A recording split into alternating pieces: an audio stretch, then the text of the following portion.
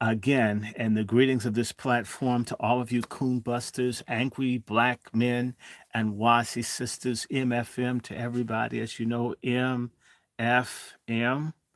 We need our MFM. I want to bring to everyone's attention, and I'm going to put a banner up. We will be doing a special show Saturday, this Saturday.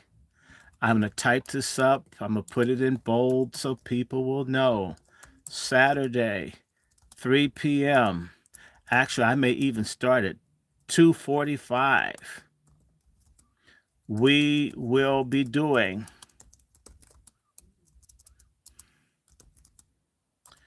as part of the new United Black Media Matrix, a show with Dr. Claude Anderson.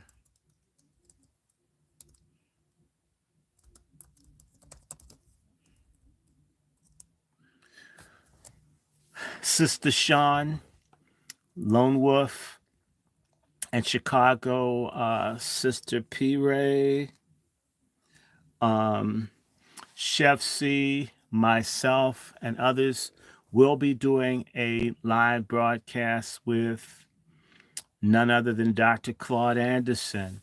It will be over Sankofa Radio. It'll be from 3 p.m. to 4 p.m.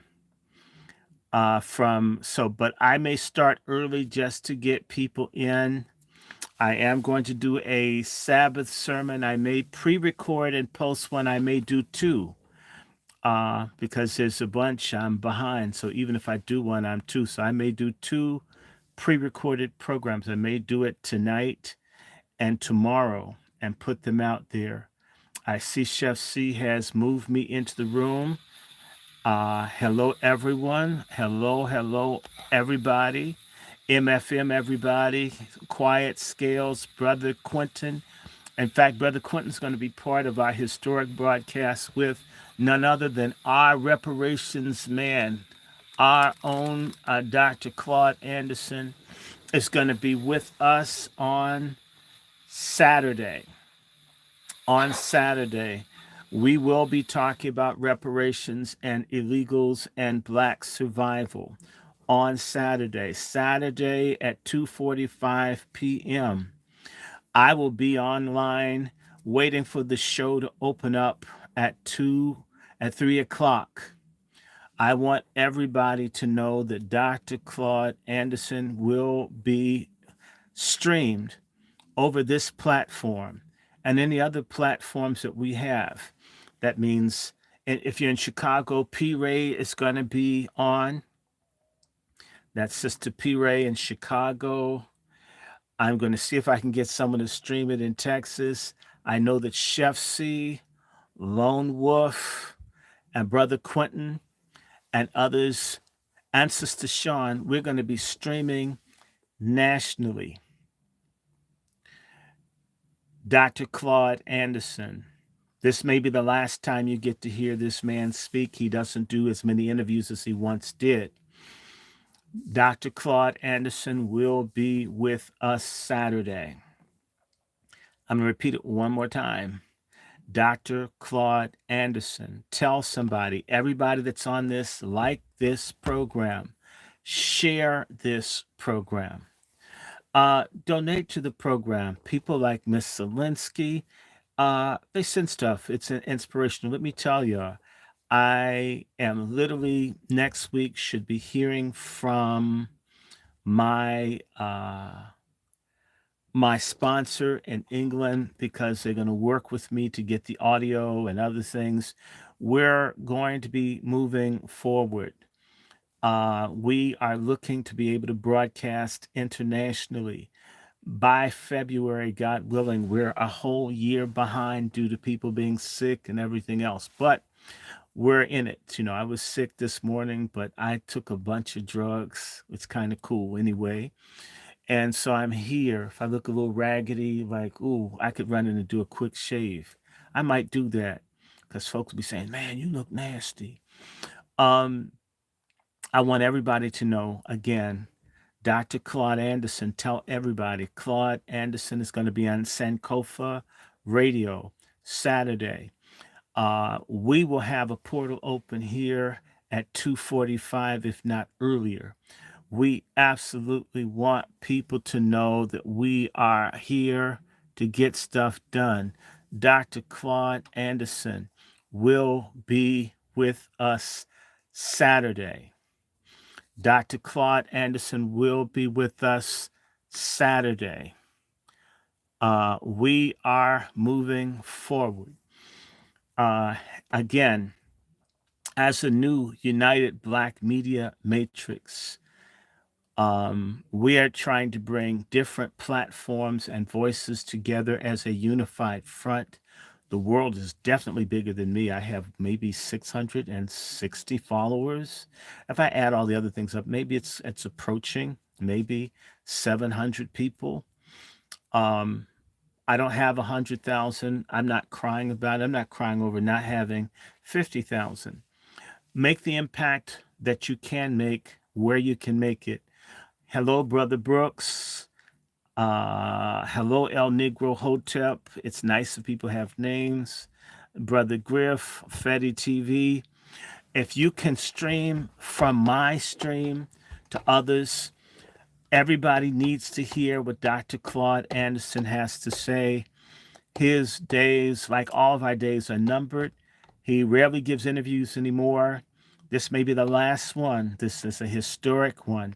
You may not be able to hear Dr. Claude Anderson again. We don't want that to be the case, but you never know. People going up out of here. Please, please, please, please, please. The last time I'm going to say it, be here Saturday. We would love to give this elder a huge audience. And the new United Black Media Matrix wants people to understand that we can work together. Um, Anticipate seeing more people on here. Anticipate seeing black men work together. The world's bigger than my private parts. The world is bigger than me being the only person. I don't care if you get more views on your platform than I get on mine. This isn't about me. This might put pennies to buy small things, but this is not a business. At least it isn't yet. Maybe I need to make it a business. People treat the folks who are after money way better than the people that care about the community. We have a very, very sick mindset. Hustlers get everything. True fighters, thinkers, go begging. We got to change that up. If you see people with stupid stuff, my sponsor in England is a man by the name of Ormond Griffith, who's with Diaspora Global Radio. Ormond Griffin. And we are going to push it, push it, push it, push it, push it, push it. Um, we need to figure out how, as it says in Portuguese, Pan-Africanismo Reciprocado. In this age of growing black on black tribalism, I'm going to do my part to promote reciprocal Pan-Africanism, where we're actually doing something for one another and not this one-sided shit that nobody likes, that everyone sees as a grift or a scam. I want everyone, I repeat, I'll do this one more time for my very slow people. I noticed the other night I kept telling people, if you can't see me on my stream, go to Dr. Winter's stream, go to my StreamYard, and bastards are still asking me about the YouTube page. And I'm thinking, what's wrong with these people? Please bring your brain to this. This isn't a stupid program. Even though there are lots of jokes in it, we're very serious. I want everybody to show up. I want everybody to support Dr. Claude Anderson. We absolutely want Dr. Claude Anderson to get his attention while he's alive. We will continue to do stuff that may not be popular. It's easy to do police killed somebody black. It's easy to talk about the hip hop community. It's easy to do celebrities. It's easy to attack the obvious things about idiots like Charlie Kirk or the racism from one or the other political parties, but it's much, much harder to talk about real issues. People need to open their eyes. And for all the folks who are feminists out there, this is not the show for you. This is an anti feminism show. Feminism is the enemy. We do not care. We are for patriarchy 1,000,000%. The biggest problem in America and in the black community in particular is the absence of patriarchy. We do not apologize. We are unabashedly patriarchal. We are unabashedly hostile to all manifestations of feminism. We will never, the black American community will never be a pro feminist community. We will do everything we can to destroy. Feminism must go. Alice Walker is an enemy. Oprah Winfrey is an enemy. Oprah and Gail, who said she can't be with the black man, is an enemy. We will not tolerate this destruction. God made male and female. There is nothing else. A rectum will never be a vagina. The murder of a baby will never be health care. The family is man and woman. It's not two people of the same sex unless it's a grandmother and a mother and a baby, but it can't be two women. Lesbianism is as repulsive as two men licking each other's rectums. In 69, we do not and will not care who's offended. You don't like the truth, you brought your ass to the wrong platform. If you don't like being told that there's a heaven and a hell, stay away from anything I'm on. Are you going to hell? If you've noticed, when the English wanted to conquer people, they always took in drugs, alcohol, sex. Um,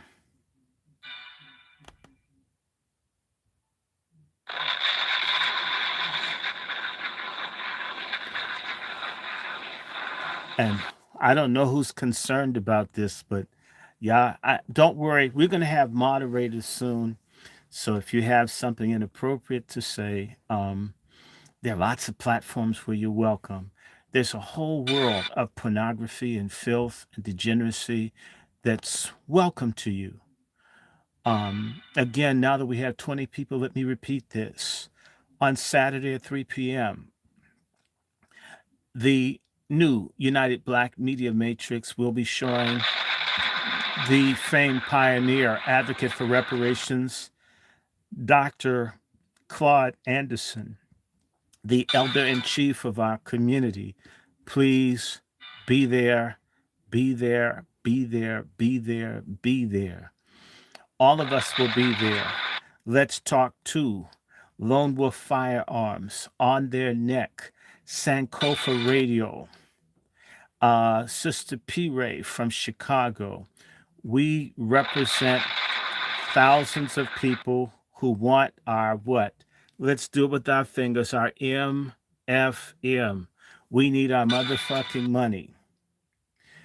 And robbery occurs these days in broad view. This same government wants to steal the equivalent of $300 billion from the Russians. This government has stolen $60 billion from the Iranians. They've stolen trillions from us. We need all of our money. We wouldn't be homeless. We wouldn't be hungry. We wouldn't be in crime. We wouldn't be selling our bodies. We wouldn't be selling our organs or our children. We wouldn't be aborting our children if we had what we're owed. We're not being done a favor. We're not being given a handout. What's been handed out is our labor. What's been handed out is our virtue. What's been handed out is what everybody else has gotten off of our back. What's been handed out is 900,000 square miles of free land to anyone white that came to America that asked for it. How dare anyone question whether we should get something or not? And by the way, don't ever waste any of your time with a black person who is opposed to reparations. Anybody that doesn't think that we should get something for what we've been through isn't anybody you should be around. That's the same person that the cops shot or beat you would ask you what you were doing. You want to move forward in your own life, have nothing to do with people who think that Gaza being leveled is justified, that the looting of Congo and the genocide ongoing for close to 25 years in Congo is justified, that the genocide in Sudan is justified, that our erasure in Chicago and Washington and New York is justified, that a war against people in Yemen, in which 400,000 plus Yemenis, and it tend to be the black ones, have died, this government, the least they can do is cut a damn check. And I don't care if you don't like me. I don't want to be your friend. I don't want to live next door to you. I don't want to breathe the same air as anyone who doesn't understand reparations. I don't want to drink from the same water fountain that you have. I want to be completely segregated from anyone that doesn't understand. We're going to get our MFM. We don't give a damn who doesn't like it. It's ours. If you can give money to the Ukraine, if you can kick money to rich billionaires who don't pay taxes, to not even get weapons delivered where the Ukrainians are being decimated, then you can pay us. If you can give $9,000 a month per illegal family, and you have a problem giving $6, $7 a month to people run off their land down south on SNAP, damn it, you can cut us a check. That's just my reparations comment. Again, Dr. Claude Anderson will be with us, perhaps his last message to grassroots this Saturday, 3 p.m. If you hate yourself, you don't need to come. In fact, I want all the money. When they do give out reparations checks, we need to shoplift and mug all the people that didn't believe. I snatch your reparations. Damn, give me this damn check. You didn't think you were, damn it, give me this check. This is mine. Don't ever associate with anyone that doesn't believe. A defeatist in the military, do you know that they can take a person that's a soldier that keeps saying, we can't win, we should, they have the right to take you and execute you on the spot. We have a race full of traitors and defeatists. You want to see stuff change? Start applying pressure, ostracism, hostility to people who are against your freedom. Watch things change. Stop going along to get along. You may end up with both of your breasts being cut off. You may end up wanting to cut your penis off. You may end up thinking you're transracial, thinking you're transhuman, thinking that you're trans something. It's nasty, it's repulsive, and it reflects the one way that they will continue to hold us down and exploit us. As a descendant of the original inhabitants, and we were here before they got here, we've been cheated out of the wages as enslaved people. We've been cheated out of land that they've given to everybody. Even folks can claim to be Aboriginal, have no Aboriginal heritage whatsoever, and get rich like that bitch Elizabeth Warren. It's time we get ours. You want black men to be men. It's kind of hard to be a black man in an economy where you will not get jobs. They've economically castrated us. The women want you to provide what white men who have all the unfair advantages provide for their family. And in fact, we got to talk about that stupid feminism. How do you hate the man who's being denied the ability to be a man economically? How do you compare him to the man that pulls the strings to deny him and say, the person that's denying you the means to help me He's beautiful, and you who want to give to me, who isn't able, you're a bastard. We need to start going in and getting all the pork chops straight.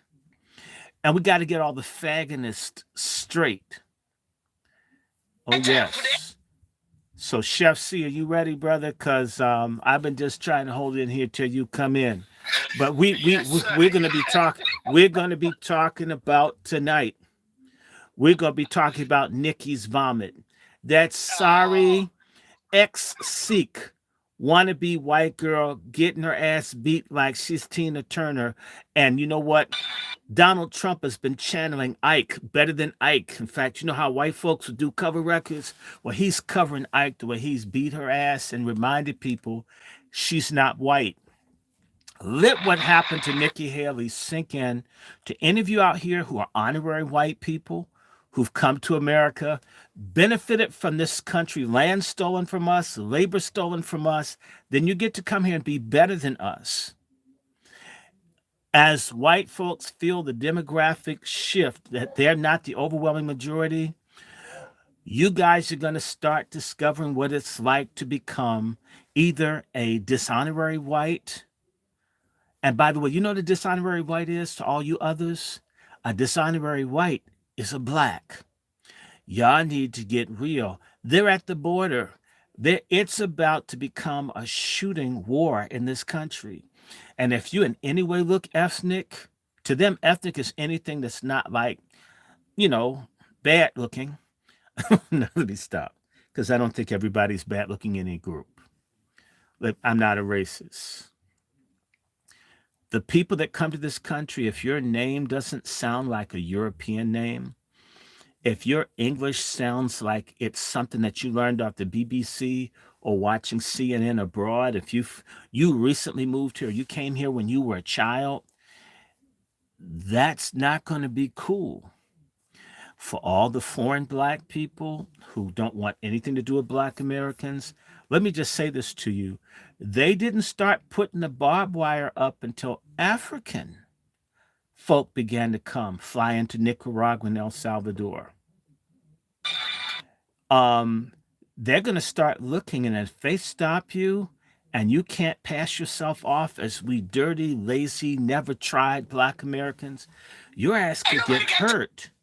Do you realize if they let you in the country and you have no documentation and nobody knows you're here and if they make your ass disappear like the 6 people they found dead on the highway in California, they'll just put your ass in the potter's field. Do you guys not understand that following the Civil War, white people killed tens of thousands of black Americans? That's just the way this country is. They've always killed who they wanted to kill. You've come here thinking that all you have to do is come to America and benefit and enjoy it without understanding that when the economic fall or decline comes, people go back to tribal Hunger Games. If you aren't passable as a person that's been in America for a few generations, life can become very difficult.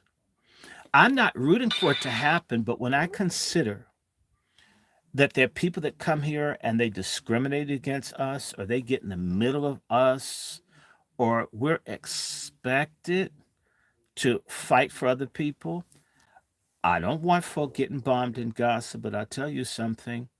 When folks discriminate against you in certain stores, I'm not seen as a brother. When the people won't pray next to you in their religious institutions, I'm not a brother, right?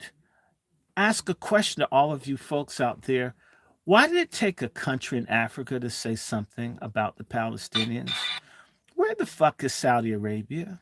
Where the hell is Qatar? Where the hell is Kuwait? Where the hell is Iraq? Where the hell is Iran? Where the hell is Jordan? Where the hell is Egypt? Where's the hell? Wait a second. Oman, Bahrain, Pakistan. Come on. Where is everybody? Why is it a broke ass African country whose economy is dominated by the Jews.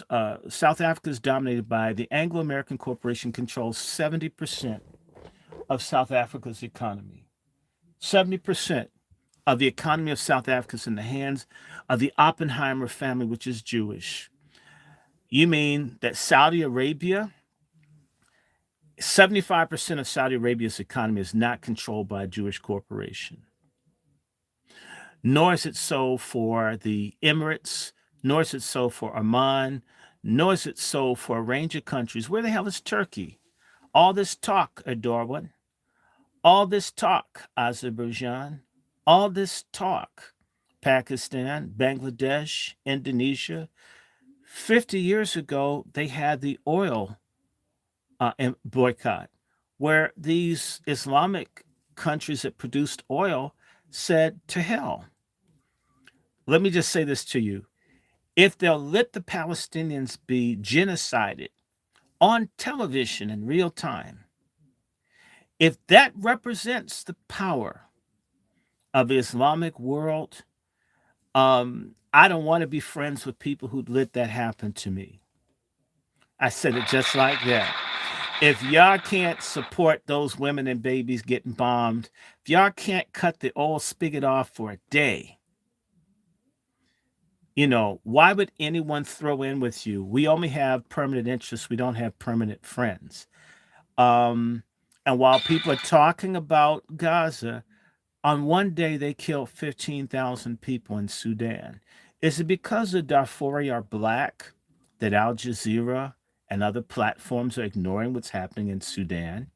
The United States and Israel have something to do with that. The United States and Belgium and other countries have something to do with the millions of people killed in Congo. Sure, they do. Sure, they do. Why isn't that of interest?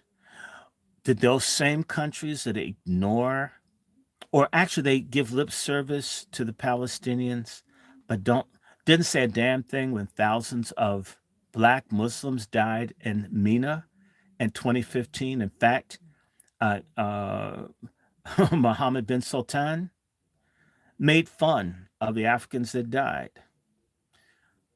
Please never come to me talking about universal brotherhood.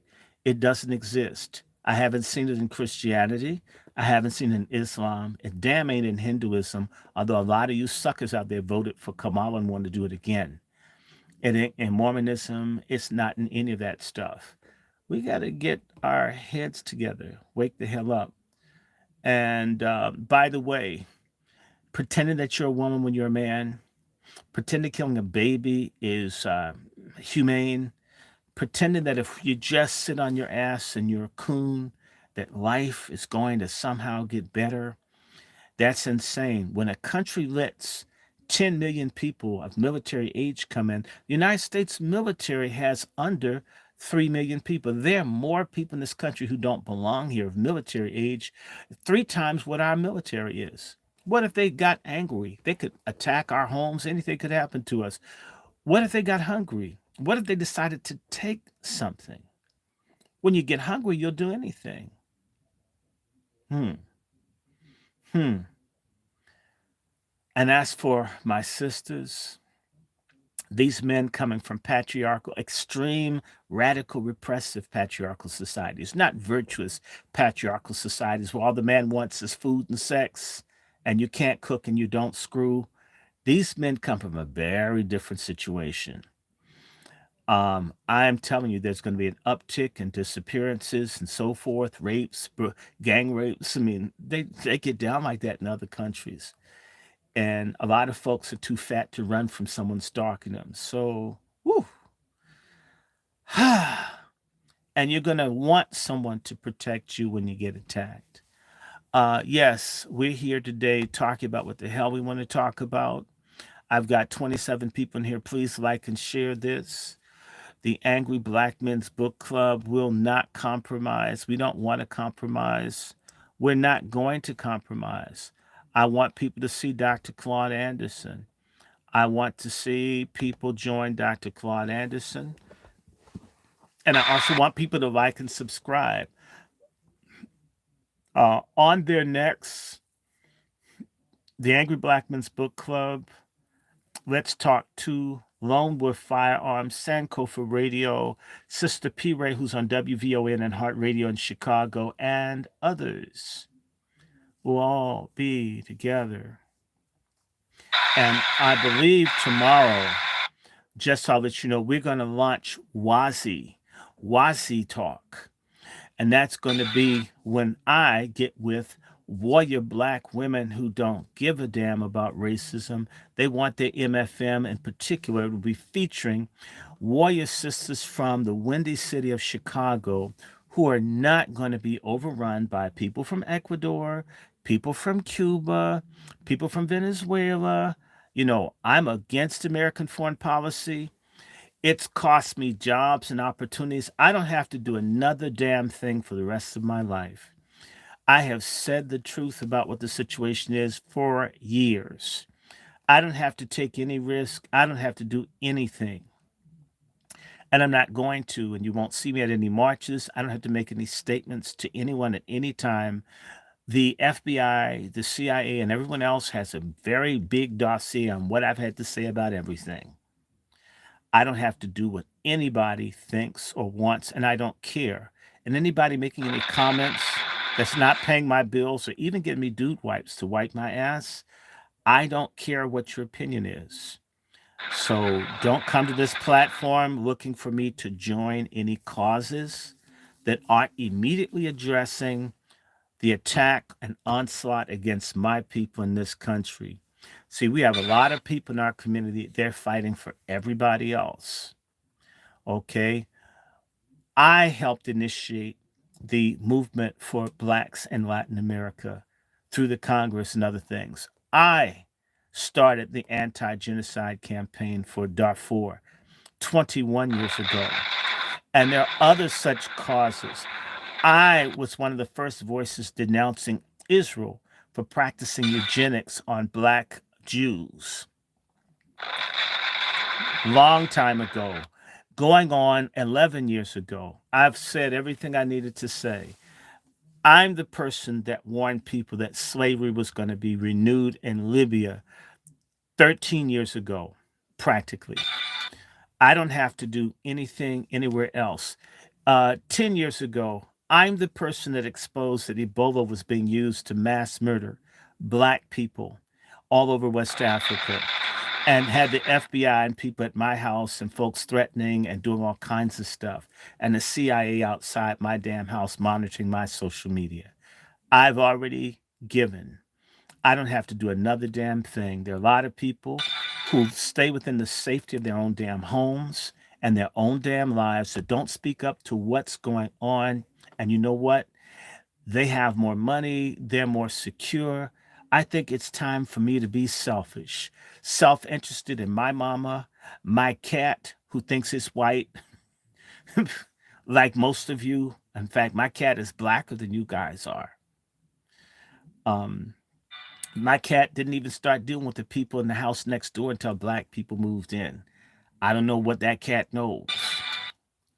I want everyone to open their eyes. We are at war, we are under attack. I will never preach on this platform hatred of anybody.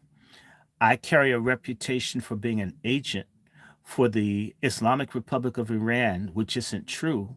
However, uh, the Iranians keep it real on the global stage. I don't have to agree with everything they do. I don't agree with everything that they do, but they're right.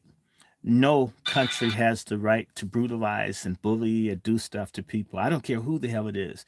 I live in this country and I don't agree with it. I will never, ever, ever preach racism. I will not preach sectarianism, although I'm a Christian and very proud of it and have no intention of changing. In fact, if anything, y'all need to change to what I believe. It works. Now, we've done enough of this. We wanted to talk about the fall of feminism in America. This country is moving to the right, and it's been driven to the right in part by the most visible element promoting confusion. A lot of them are black women and non white women.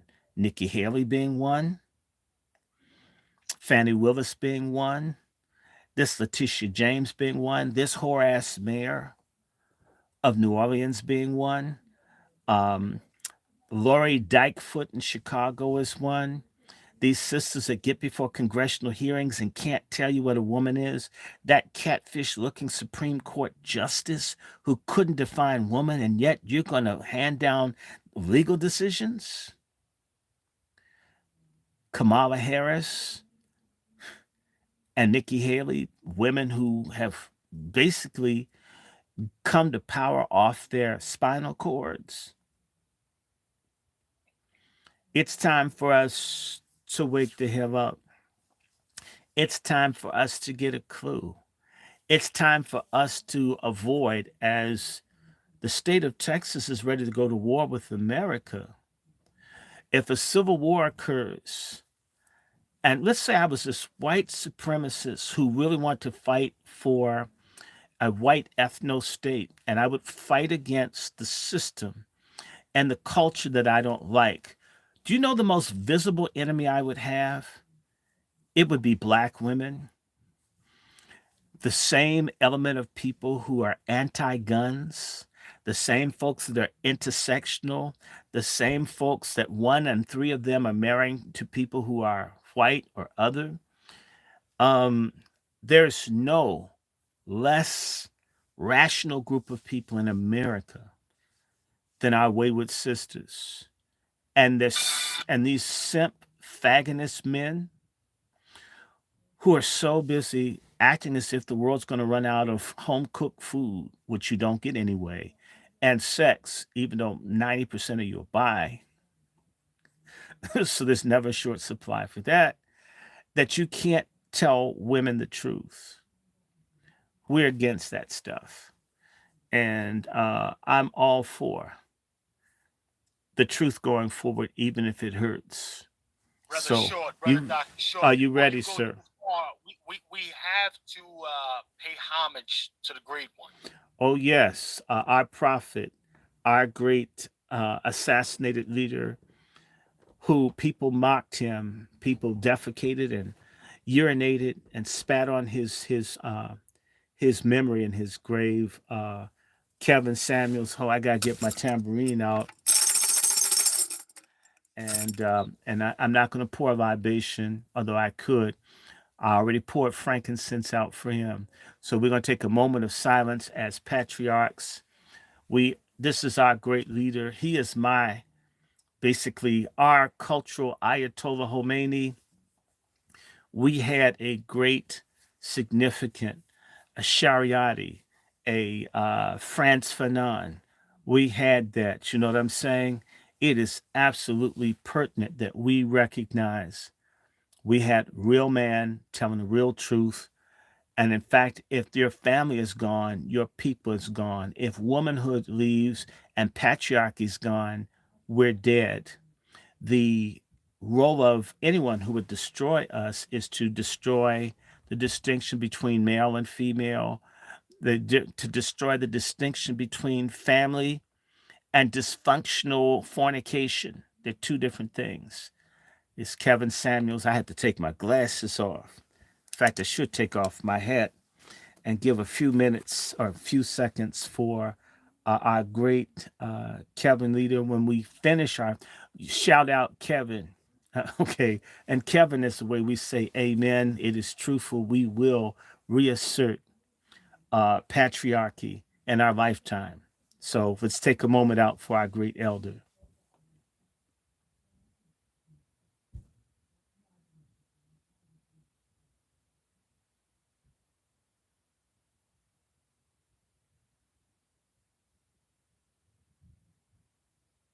And it's a Kevin right there. Kevin, we love you, Kevin. Yeah, we're gonna keep fighting. We're not gonna let you down. You know, the feminist gates of hell will not prevail against Kevin Samuels. This movement, we're not going anywhere. The Godfather, we're gonna keep. I say his name more now than when he was alive. Everybody's gonna know that he told the truth. He was not a misogynist. What we really have is a misandry problem, not a misogyny problem in this country. And we know that the feminist movement is innately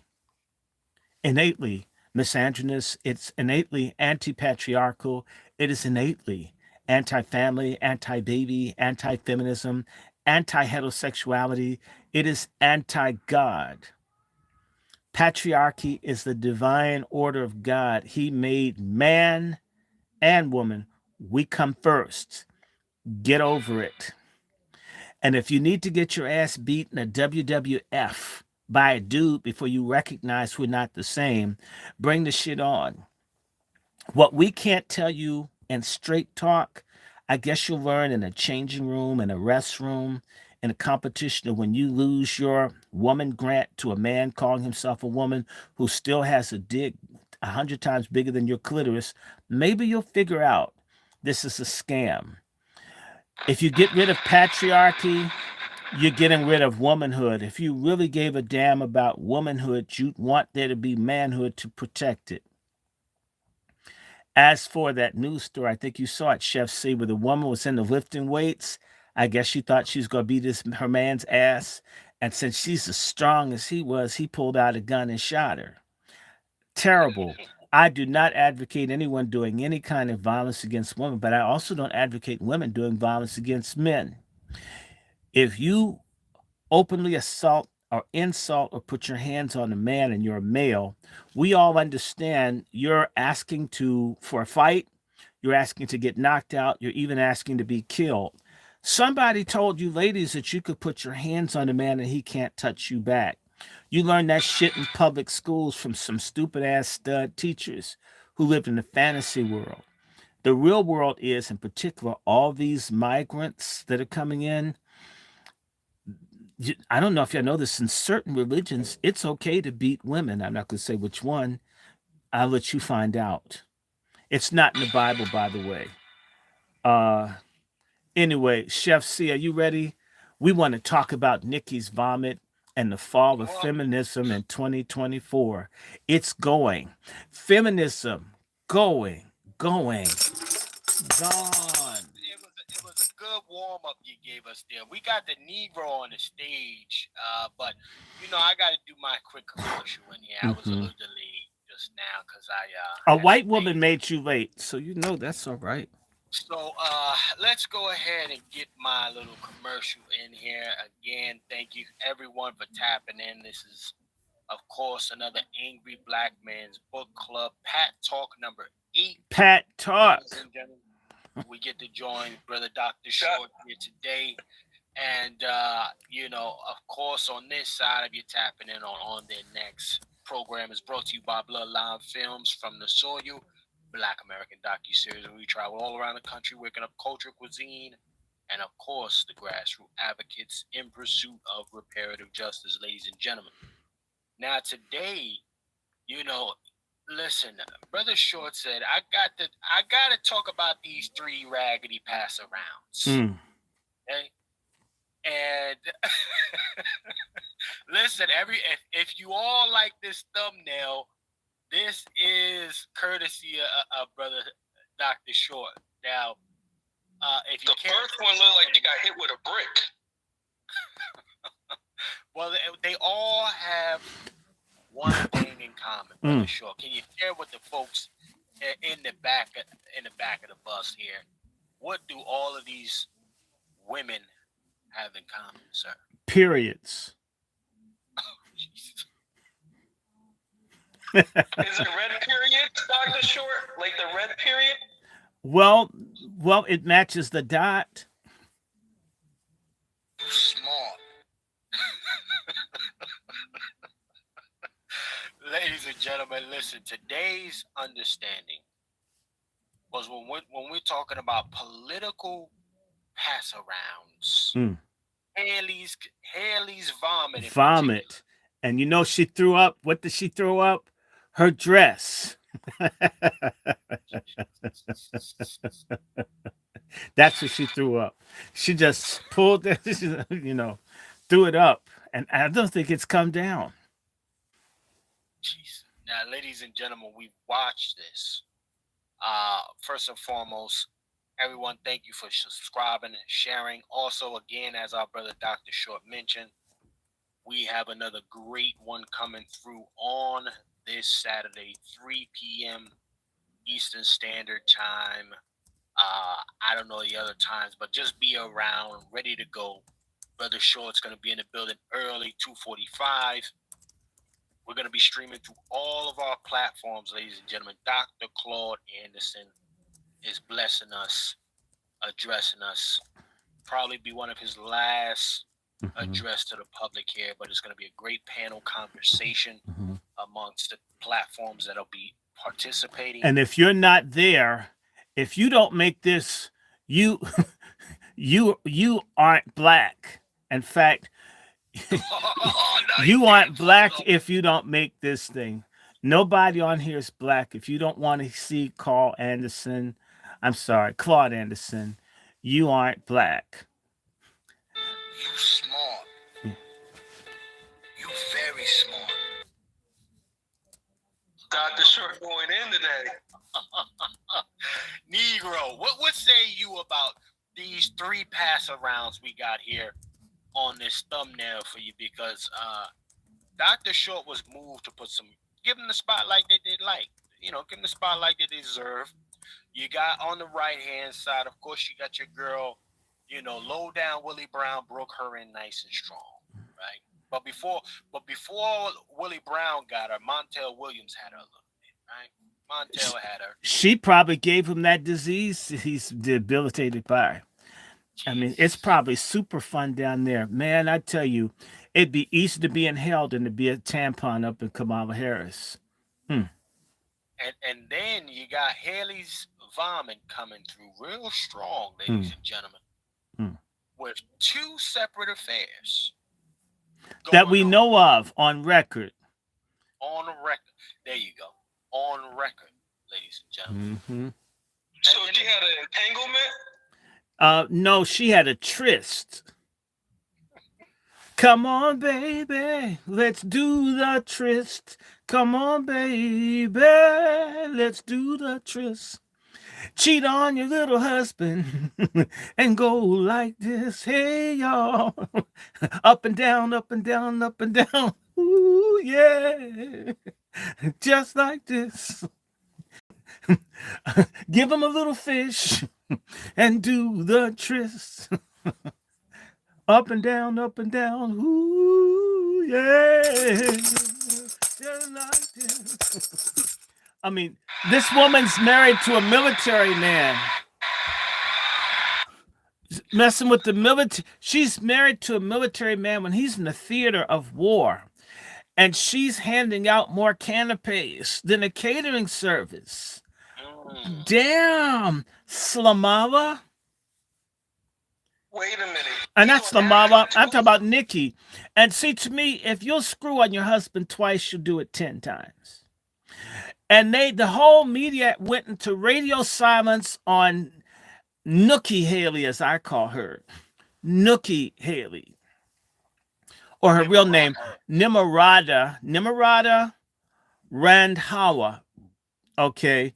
And you can see from her skin, the splotches, she uses skin lightening cream. This same tramp who talks about family values but is corrupt, who talks and says America isn't racist in South Carolina, where they've had massacres of black people for hundreds of years.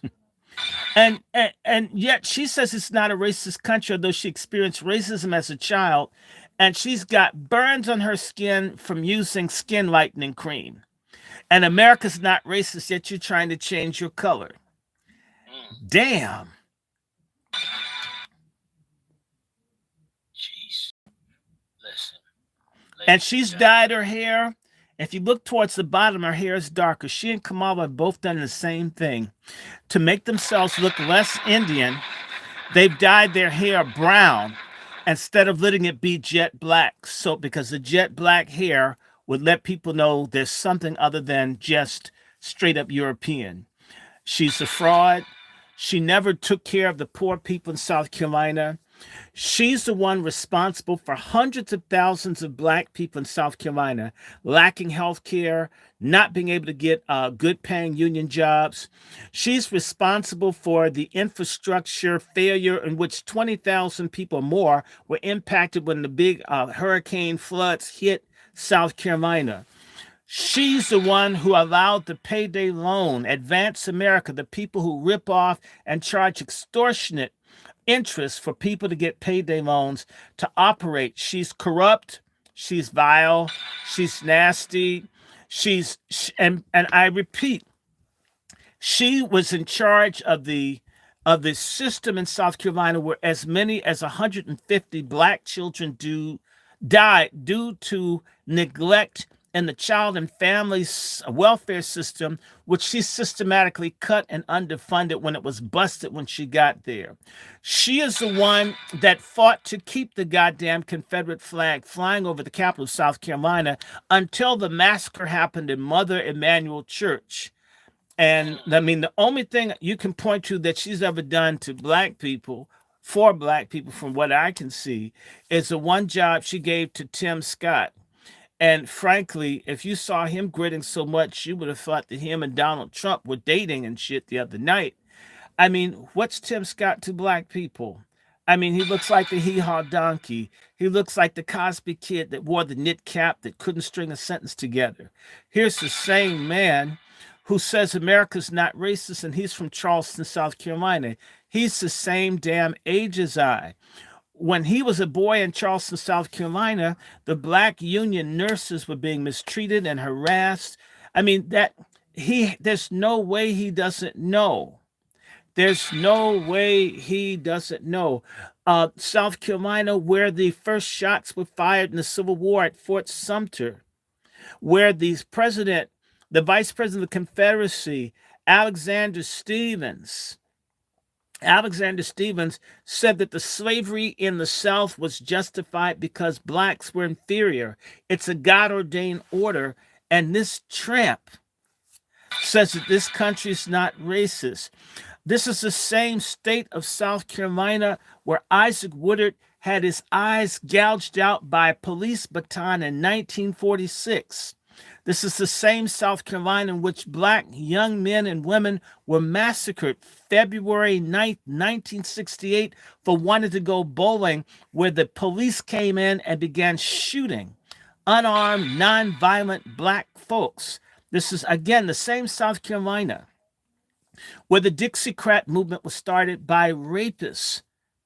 Yes, I'm saying it, by pedophile rapist Strom Thurmond, where the whole movement to fight against voting rights, civil rights, human rights for black people was launched out of the state of South Carolina, where Senator Ben Pitchfork Tillman said, we stole it, we shot the niggers, we stuffed the ballot box, and this lying bitch, this woman who can't even be faithful to a white man who would keep her, though he doesn't even know what kind of sauce is up in her when he goes down on her, if he actually does, and she's not a beard. How could she talk about racism when for 3 years for her crooked family corporation didn't pay taxes and didn't get in trouble? She's a mean, vicious, black-hating ex-Sikh. And by the way, they fled India because of religious persecution, because she's a Sikh. She calls herself a Christian, but the Bible says you have to take up your cross daily, and that you can't do whatever you want to do. In particular, a modest service is to keep your damn drawers on. How can you call yourself a Christian woman and you're screwing other people's husbands when you yourself are married? No, you're not a Christian. You're a hoe. The Bible also says that you're supposed to look out for the poor and the needy. She systematically did nothing for poor black people. You have some of the poorest black counties in America and South Carolina. She cut all the services. She cut the length of time that unemployment could be from 26 weeks to 20. She's the one that fought against bringing in industries that would offer union level paying jobs. She hates poor people and she hates us. And that ungrateful bitch, when her father and mother came from India here, the only people that would hire them were black universities. Did she give money to the black universities commensurate with what the state should pay? No. South Carolina had several universities in trouble, in particular, South Carolina State, the one in Orangeburg, was closed just around the time she became a governor. Did she bail them out? Give me a break.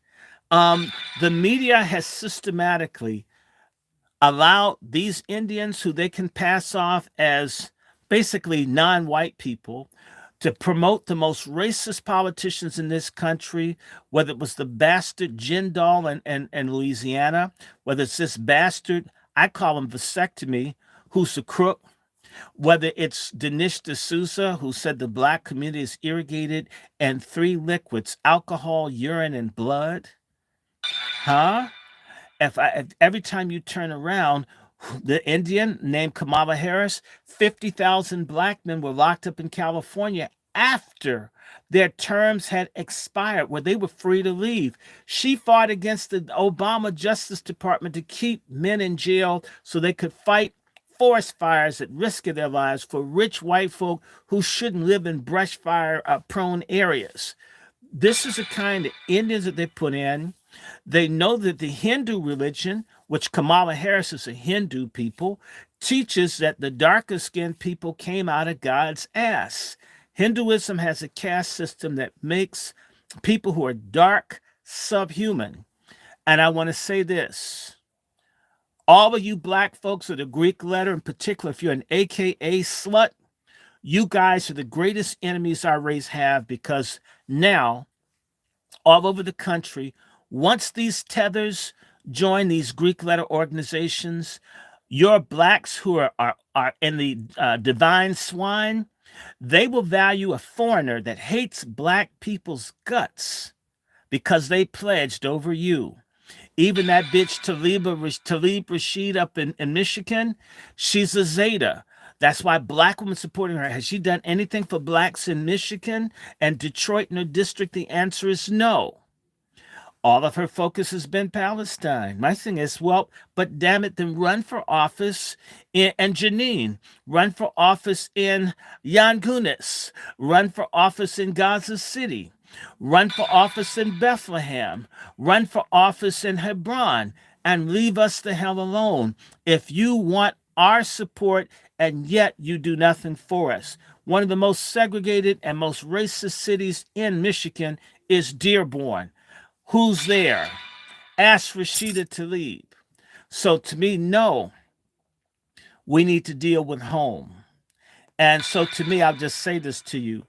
There's a long custom. If you understand the God that Kamala and them, the God is Shiva. Shiva is the Hindu version of Satan. It's a god of sex and war. It's a god that fucks you and kills you. That's what she believes. All you folks who don't believe in no kind of God, no kind of religion, you ignorant, stupid, retarded people, the folks who hate your guts don't want you to have a concept of absolute right and wrong. The reason we can't come together is because we don't believe nothing. All of you, I don't like organized religion. You don't like organized families. You don't like organized sex. You don't like man and woman together. You don't believe that there's just male and female. You think an anus is a vagina. When you get rid of a concept of absolute rights and wrongs, that there's a good and there's a bad, there's a goodness and wickedness, which is where a lot of you skanks and scammers and faggotists are, where basically anything goes. Well, if anything goes, why not black genocide? Why not black erasure? Why not black abortion genocide? Why not black homelessness? Why not black hunger and disease? Why not black dispossession? Why not blacks be cheated out of reparations? Since there's no right or wrong, for all of you Negro atheists, for all of you Negro unbelievers, you believe nothing, you stand for nothing, you're about nothing. And all these damn cards and weed smoking and burning sage and chicken killing and shit, it seems as if the more we do that dumb shit, the worse things get. And you talk about Black Wall Streets and all that shit. Well, you know what? The niggas were Protestant back then. What's the difference between us then and now? At least, even if they were fake religious people that just went to church on Sunday, were full of shit. They believe something, or at least they fake like they believe in something. Now we're just sorry as shit all around. And that's with a lot of women and religious leadership. So our downfall has gone right in line with the rise of feminism. You want to see a safe, sound black community? Feminism has to go. The difference between 19 the difference between 1960 or 1964 and today is that 1964 you had patriarchy in 80 or to 90% of the black homes. You look at today, you got matriarchy. Matriarchy is incompatible with survival in a competitive capitalist society. Any woman that won't submit to a man isn't a woman worth having. You're fuckable, but you're not marriageable.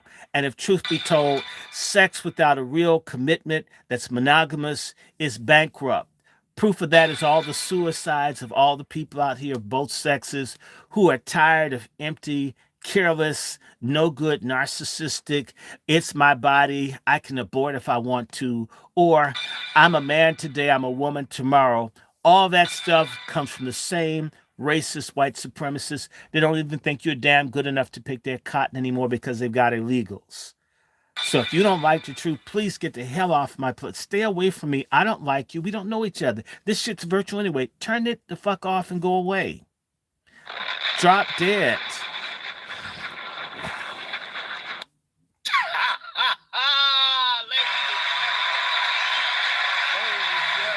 Patriarchy today, patriarchy tomorrow, patriarchy forever.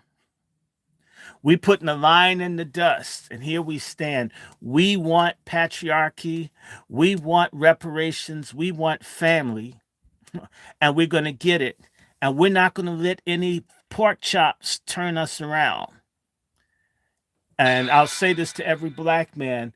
Show me a black man that's a feminist, and I'll show you a weakling that will go for everything. There's only two types of black men. Those that are for patriarchy and those that are for feminists. The twain don't meet. Feminism is the greatest internal enemy. Even the Bible says a man's enemies will be that in his own household. When it's made women the weaponized enemy of men and children, Jesus said it. And that's good enough for me. That's the word of God. How do we get peace? How do we get amnesty? Feminism must go. Any feminist is unqualified to hold elected office. They're unqualified to be a wife. They're probably unqualified to screw because they don't want to submit. They don't even want to screw in female superior position. They're sorry, man-hating, liar, backstabbing, baby-killing, Luciferian sluts that nobody wants to be with. They can't even take their passport and go somewhere and get a man unless they're paying.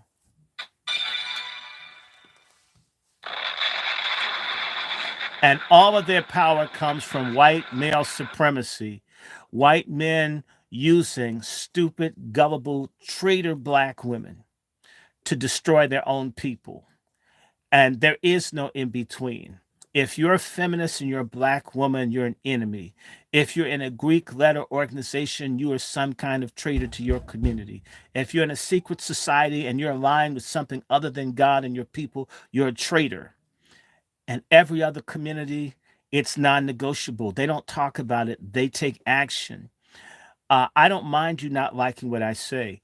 When things get harder and more desperate, people will begin to understand. People are afraid to have me on their platforms. Great. You can kill me. The ideas won't go anywhere. A traitor is always a traitor. There will never come a time, even in this weak ass fake Christianity, Judas will never be a saint. He'll always be someone that should have been dead and in a potter's grave. A traitor to your community, an enemy to your community, an enemy to having a family, an enemy to being submitted to a man that's putting his life on the line to protect your ass. This is gone. And turning kids against their fathers and saying all this kind of crap. We're done. Running down the divorce court, getting married 10 or 12 times.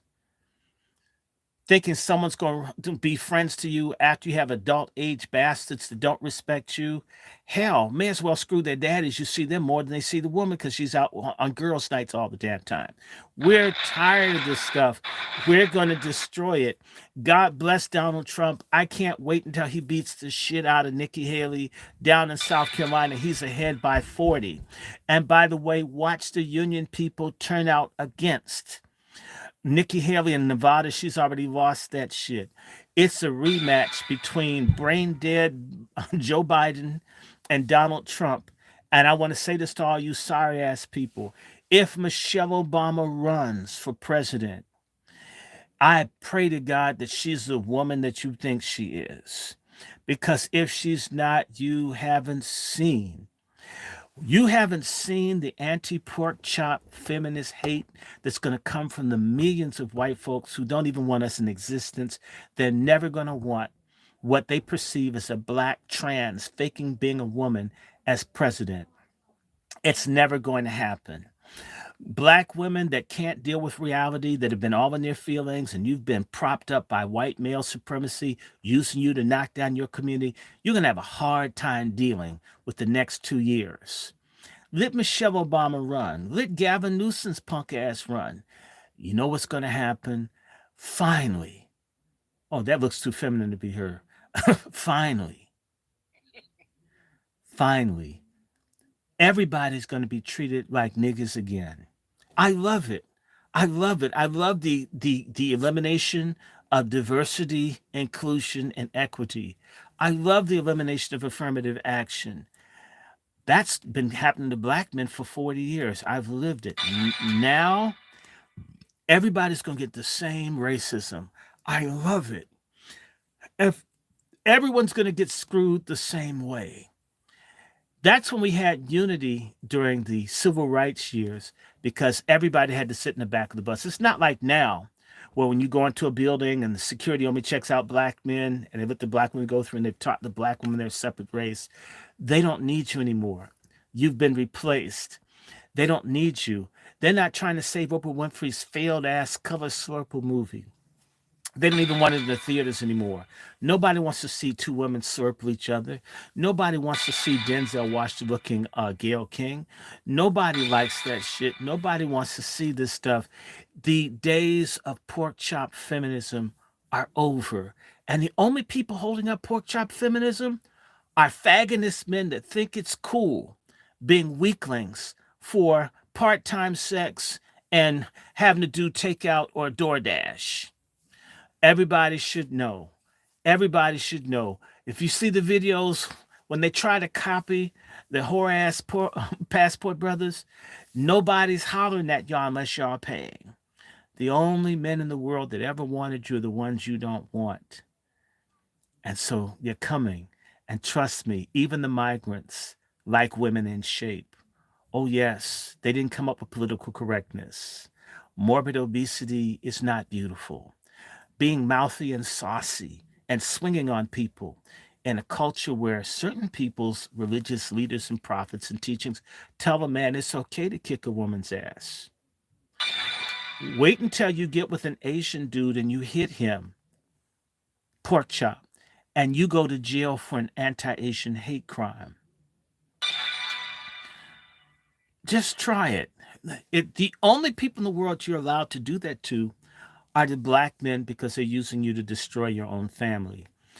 Your hatred of your men has now come full term, and now you must pay. I'm going to feel really bad for the women that are going to get beaten up by illegals that are going to be hired to be police, who are going to be protected by the police unions, who come from a culture where it's okay to whoop a woman's ass. And they're going to hide behind it, and they're going to be people of color, and they're not going to call it racist. And for all you intersectional studs, my.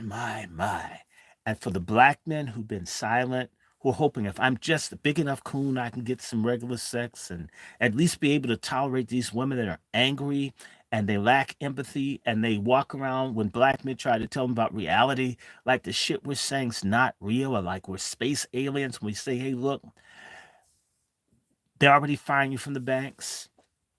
You're on no hire list from the schools.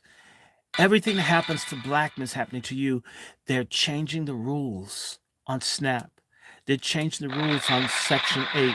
They're changing the rules for diversity, inclusion, and equity. Affirmative action is gone. We're going to be in the same boat. We're going to be niggas once again. And I love it. It's so sweet. How sweet it is to be in struggle with you. Ooh, how sweet it is to be black like you. Told myself I was white because I didn't have black men in my life.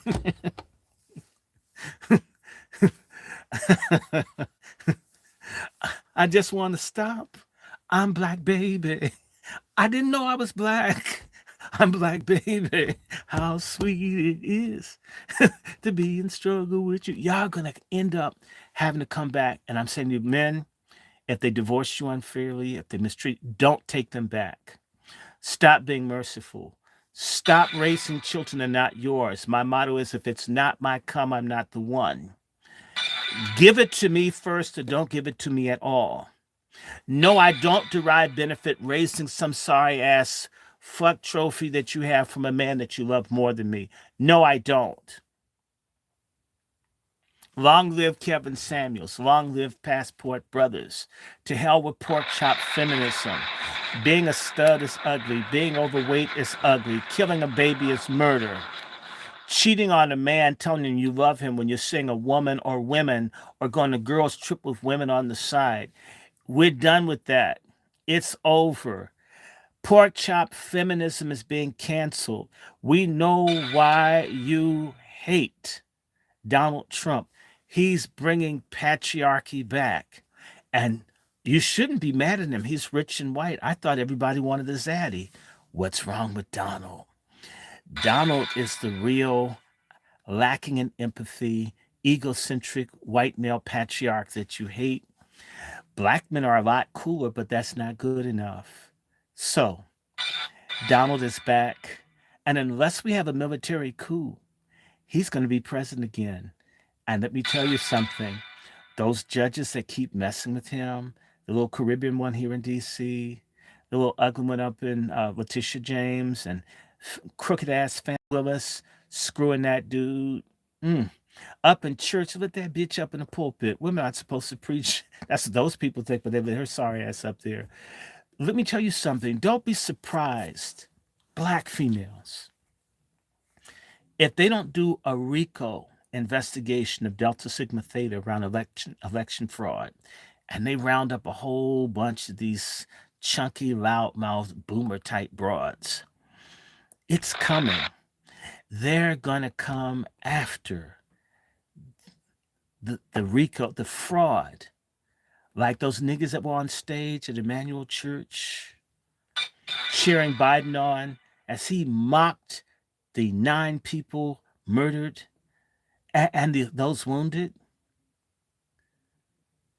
Let me say something to you. And I'm just got to tell you, and for all you that fought for that medication, uh, you probably can't have a baby anyway. Nobody could tell you. You just wanted to rebel and all that. Nobody likes that but faggots and simps. And they'll drop dead along with you. Suddenly their heart will stop operating. And we'll walk over your sorry, self hating, traitorous black asses. We'll walk over you towards freedom, towards getting our damn check. In fact, God let me live to get your portion. I can land my plane. Ladies and gentlemen, the illustrious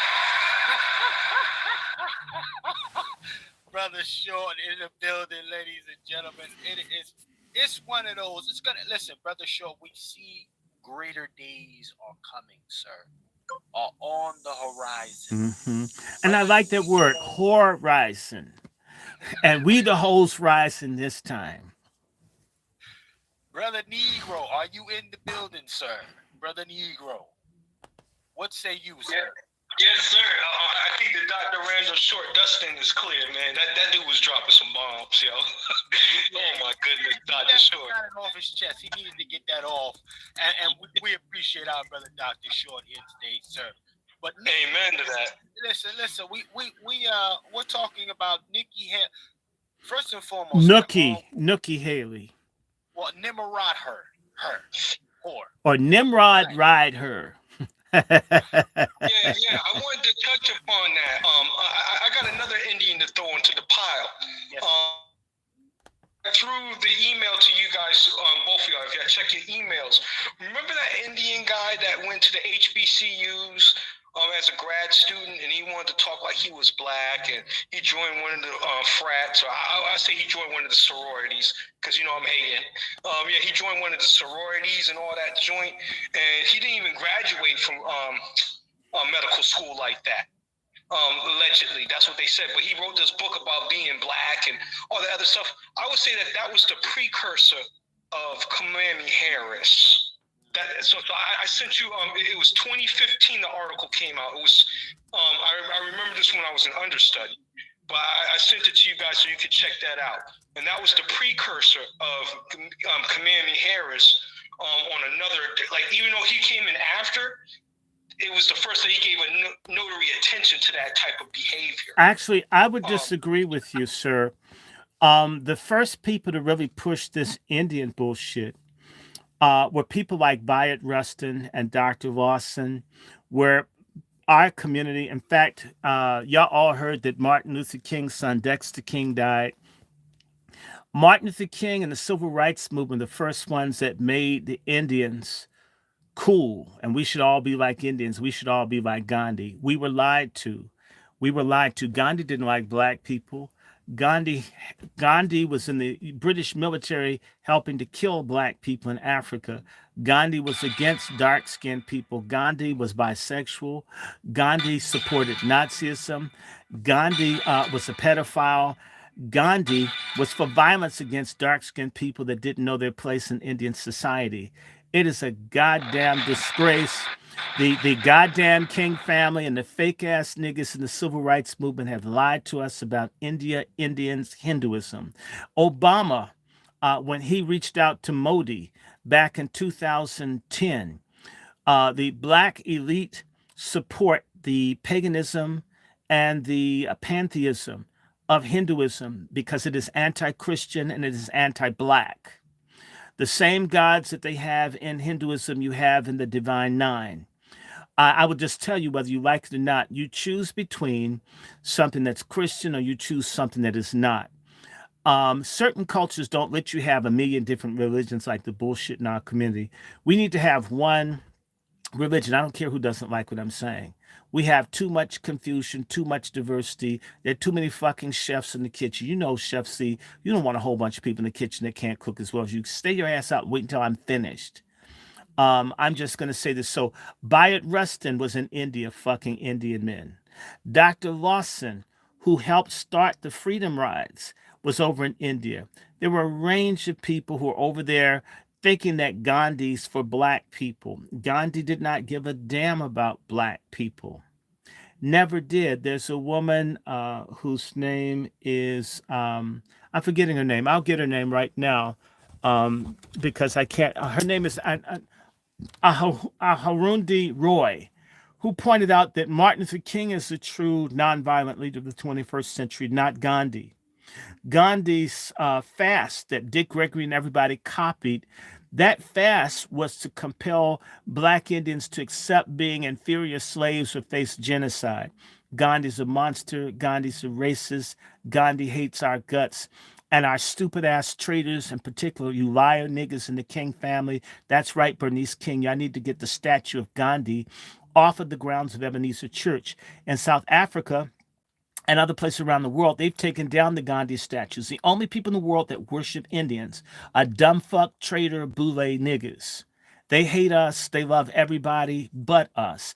I do not hate Indians. I have Indian friends, and I adore, and I've been involved actually in the human rights movement for the depressed classes known as the Dalits. I support them, as does Dr. Winters, as does my mentor, Dr. Cly, as have other people.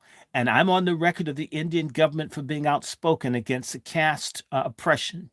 So, by the way, the first person to ever recognize the leader of the Dalit, the Black Indians Freedom Movement, the first time his birthday was ever celebrated on the American University campus, I coordinated this back in 1999. That was broadcast all over the Indian Broadcasting Corporation. This is why I do not listen to what anyone says. And that's 1999. What is that, 25 years ago? I've been paying attention to India since I was 10.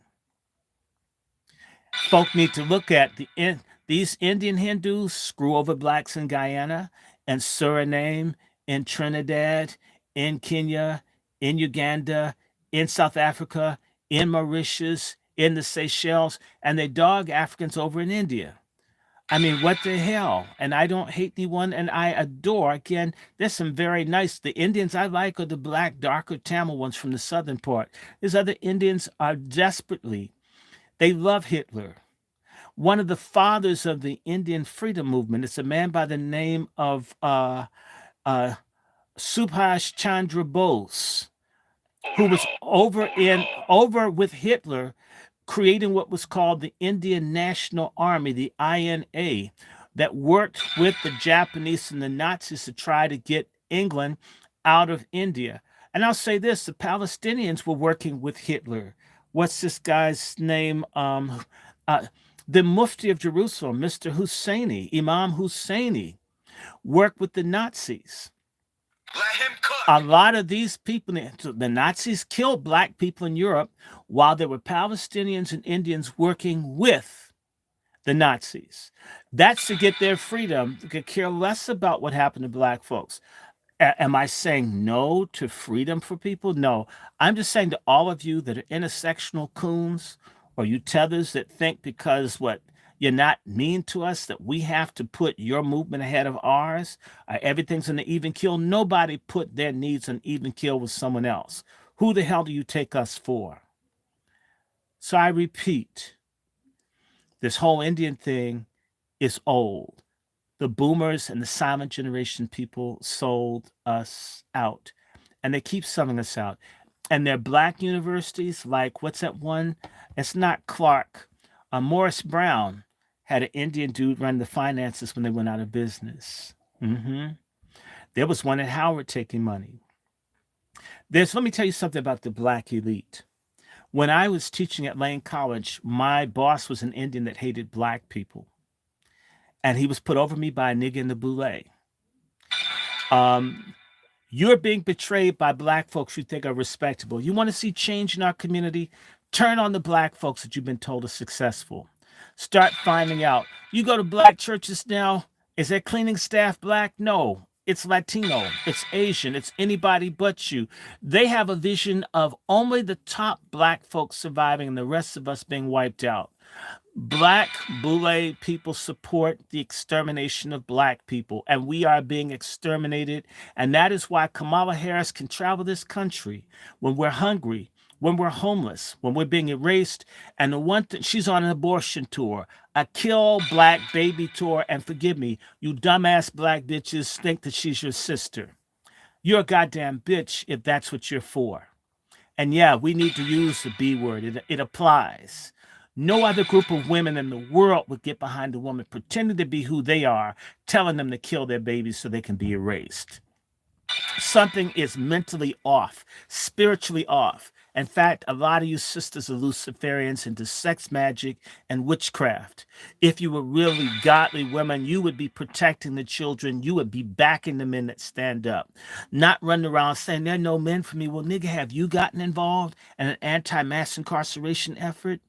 Have you used your votes to demand public policy to make certain that black men get included? Let me give you an example. Howard University's medical school in 2015 had 5 or 6 Indians with the last name Patel, all with the same last name, got in, and yet they didn't allow one solitary black male entrant at Howard University. This is what the boule does. This is what the black elite does. So our institutions serve everybody but us. Our representatives serve everybody but us.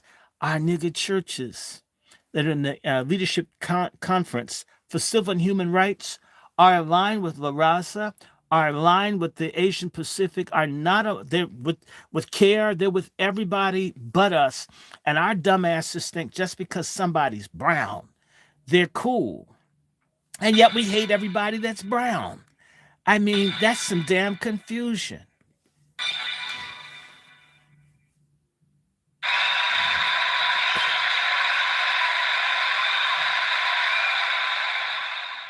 I'm going to stop here. This last time, I won't say anything else, man. Oh. Listen, brother Short. I'm letting you cook up a full course meal tonight, sir. Mm-hmm. I'm staying out your way, Dr. Short, man. It's you just got all elbow room. You got elbow room, hand, everything, brother. This is how. I mean, this thing is out. This is outrageous. That Kamala Harris has. There's a suit in federal court put in by Dr. Rhonda Hampton accusing Kamala Harris of obstructing justice in the case of Mice Treese Richardson, a black woman that was brutally murdered and disappeared and brutally murdered. Kamala Harris wouldn't even investigate. She campaigned on it and did nothing. Had that been a black man, we could get that. In fact, I want to say something. One of the big problems we have in our community is our women are unethical. They're even worse than the men are, and that's saying something. I mean, a lot of black men are just damn pussy holes, if that. But I'll tell you something. When a woman sees another woman fucking up in our community, they don't say anything. Why? They have loyalty to that woman no matter what she does because she's a woman. The only women that practice feminism are black American women. White women vote the interest of white people. Black people vote the interest of white feminists. No other group. I'm just saying, you are some fucked up people that are not marriageable. I wish you were. You're not. Your mindset. You look okay if you're not overweight, but your mind is jacked up. There are more and more black women disappearing all over this country when Kamala Harris is supposedly your black sister. Kamala Harris has run all the black people out of her office. She got jobs for Indians and not for blacks, but that's enough for the pride because in reality, a lot of black women, I'm sorry, I don't know, maybe I'd say 30 to 45% of sisters are bisexuals or lesbians. They hate black men so much. And black men are despicable. They have they love lesbianism. They think it's cool. And don't realize when that woman gets into the other woman, she can't love you. She can't love your child. She can't care a damn about you. Most black men say, man, they're so pretty. I just love when they do it. You're a dumbass. And when they set your house out, when you get divorced and they lie on you, and it's a stud judge and it's a stud court provided lawyer and a stud everything else, then you want to come and cry to some dude. To hell with you. This is ridiculous. It is nasty. It is ugly. And I'm not saying I'm mad. I told you I had a great aunt's a stud. I'm here today because my stud aunt saved my grandfather. But it is not to be expected. There's more to be desired of a woman than for her to just have a vagina. How about some character? How about being in shape? How about being kind? How about being empathetic? How about being relational? How about being a mother? How about being honest? How about not being a grifter? How about not being bitter and nasty all the time? How about not thinking that you're entitled to a man when you're not attractive or kind or good to be around? It's more than just having a hole. And for any sorry ass man who has such a low estimation of himself that he runs after such women, all you're doing is reinforcing the anti black male hatred. And I want to tell you something to you sorry ass black men who can get a passport. Take that bullshit culture that you have, that pimp culture of black men, the kind that are disgusting and are unfit for life. Try to go overseas and deal with women the way you deal with the ones here. and you're going to start coming back in body bags. Your suitcases will be over in Jakarta, and you'll come back in a body bag. We got to get rid of this pussy worship and dick worship culture and get into a God worship culture.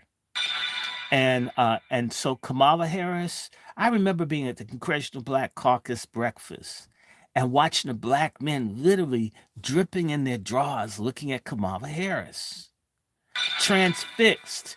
Is it because she has straight hair? Do you realize if straight hair and a big booty, do you realize if I want a concentration camp to kill black men, let all the guards be semi nude with long hair and big booties, and I could just gas every black man in this country? You don't care what happens to your kids. You sow your semen seeds stupidly all over the place, and then you're surprised that the largest society is either taking the organs or getting the kids aborted or giving the kids to gay men to molest or putting them in child and family services where they age out and other folks use them as cattle to get extra money as being foster parents. I mean, all of this stuff. And again, black men, yeah, I just rip sisters, but I'm going to say every goddamn thing I hate about pork chop feminists is supported, endorsed, and backed up by all you fagonists. As long as a black man is a pathetic beggar, as long as he's basically acting like the world's going to run out if he doesn't genuflect before everyone that has a vagina, irrespective of race. If a woman had two swastikas on their titties and killed nigga across the vagina, man, that's still good pussy. I just go on past that. I don't care. Spreading syphilis, spreading disease, spreading misery, breeding bastards, and you call yourself a man because you can watch sports on television. It's yeah, and they're obsessed with interracial porn. You don't have to watch it. Folks beg you for it. I'm a man. They constantly bother you all day long for sex. But let me say something to you. Who is to say that these women haven't been given stuff that will sterilize you when you sleep with them? You know, they created a bacteria that they put in the penises of rabbits back in the 70s in Australia, where they could put this little stuff on the rabbit's penis or put in the female rabbit's vagina, and each time a male rabbit would screw her, she'd be sterilized. If they had that in the 70s for rabbits, maybe they have something for black men right now. Oh no. Who yeah, I think all this stuff, there's no consequence for immorality. There's no consequence just humping on everything that walks. That there's no consequence. Get the hell out of here. Um, and so by the way, a lot of dudes think, well, man, I'll get more pussy if I'm just for every stupid thing. Yeah, baby, you right. I'm gonna get some other. If you really like women that much, why are you single? Why haven't you found all these women that you agree with to form a fucking family unit with? Let me just say to you, black men, since we died earlier, we don't age out in assisted living. But a whole lot of black women who live longer than black men are going to be alone because you never had a man, you never had no children, you were nasty, you were difficult. And you know what? They stock these assisted living places, they're all shitholes to murder old people and take their money. What happened to taking care of grandma and auntie? Now you throw them out. And who started doing that? You goddamn black feminists that didn't want to be moms, that didn't want to be wives. You didn't want to take care of your own damn mother, your own aunts. And you know what? All the goddamn silence from you women out there who won't call other women out for being fuck ups. You want the credit on Mother's Day for being women when you act like some disgruntled dudes who got their dicks cut off. So you're not a woman all year round, but on Mother's Day you want flowers and shit. You even gay and you want men to give you shit. This is dumb as hell. I'm challenging all of you that agree, all you warrior sisters, the righteous, good black women. And we know how you feel. We patriarchs, that's why I'm going to do a show for Wazzies. For the righteous black women that catch hell, for the nasty ones like the checkers in the store, or the ones in TSA that make you wish you were a terrorist and you could like do a suicide bombing and wipe some of those holes out. For you righteous black women who have to carry the shame of these sorry ratchet bitches with their bonnets on and with their nasty spandex or even their upper buttocks being exposed, or when they got enough rolls and shit to be a bread factory. We support you, righteous sisters. We're not talking to you. And for the good black men, we're not calling you fagonist. And that's why we're going to have Wasi speak, where we're going to bring in the real black women. And for black women that understand that their mothers, lovers, sisters, aunts, nieces, friends. For the good black women who carry the shame, we black men can't get a cab because of the thug ass, no good, simp, pooky assholes that commit crime, won't even try to find a job or learn how to read.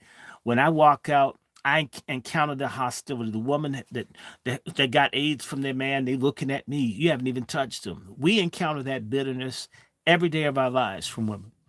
Women constantly bitch to us about stuff we don't even want to do. Never hurt anyone, never put your hands. You're constantly hearing about domestic violence.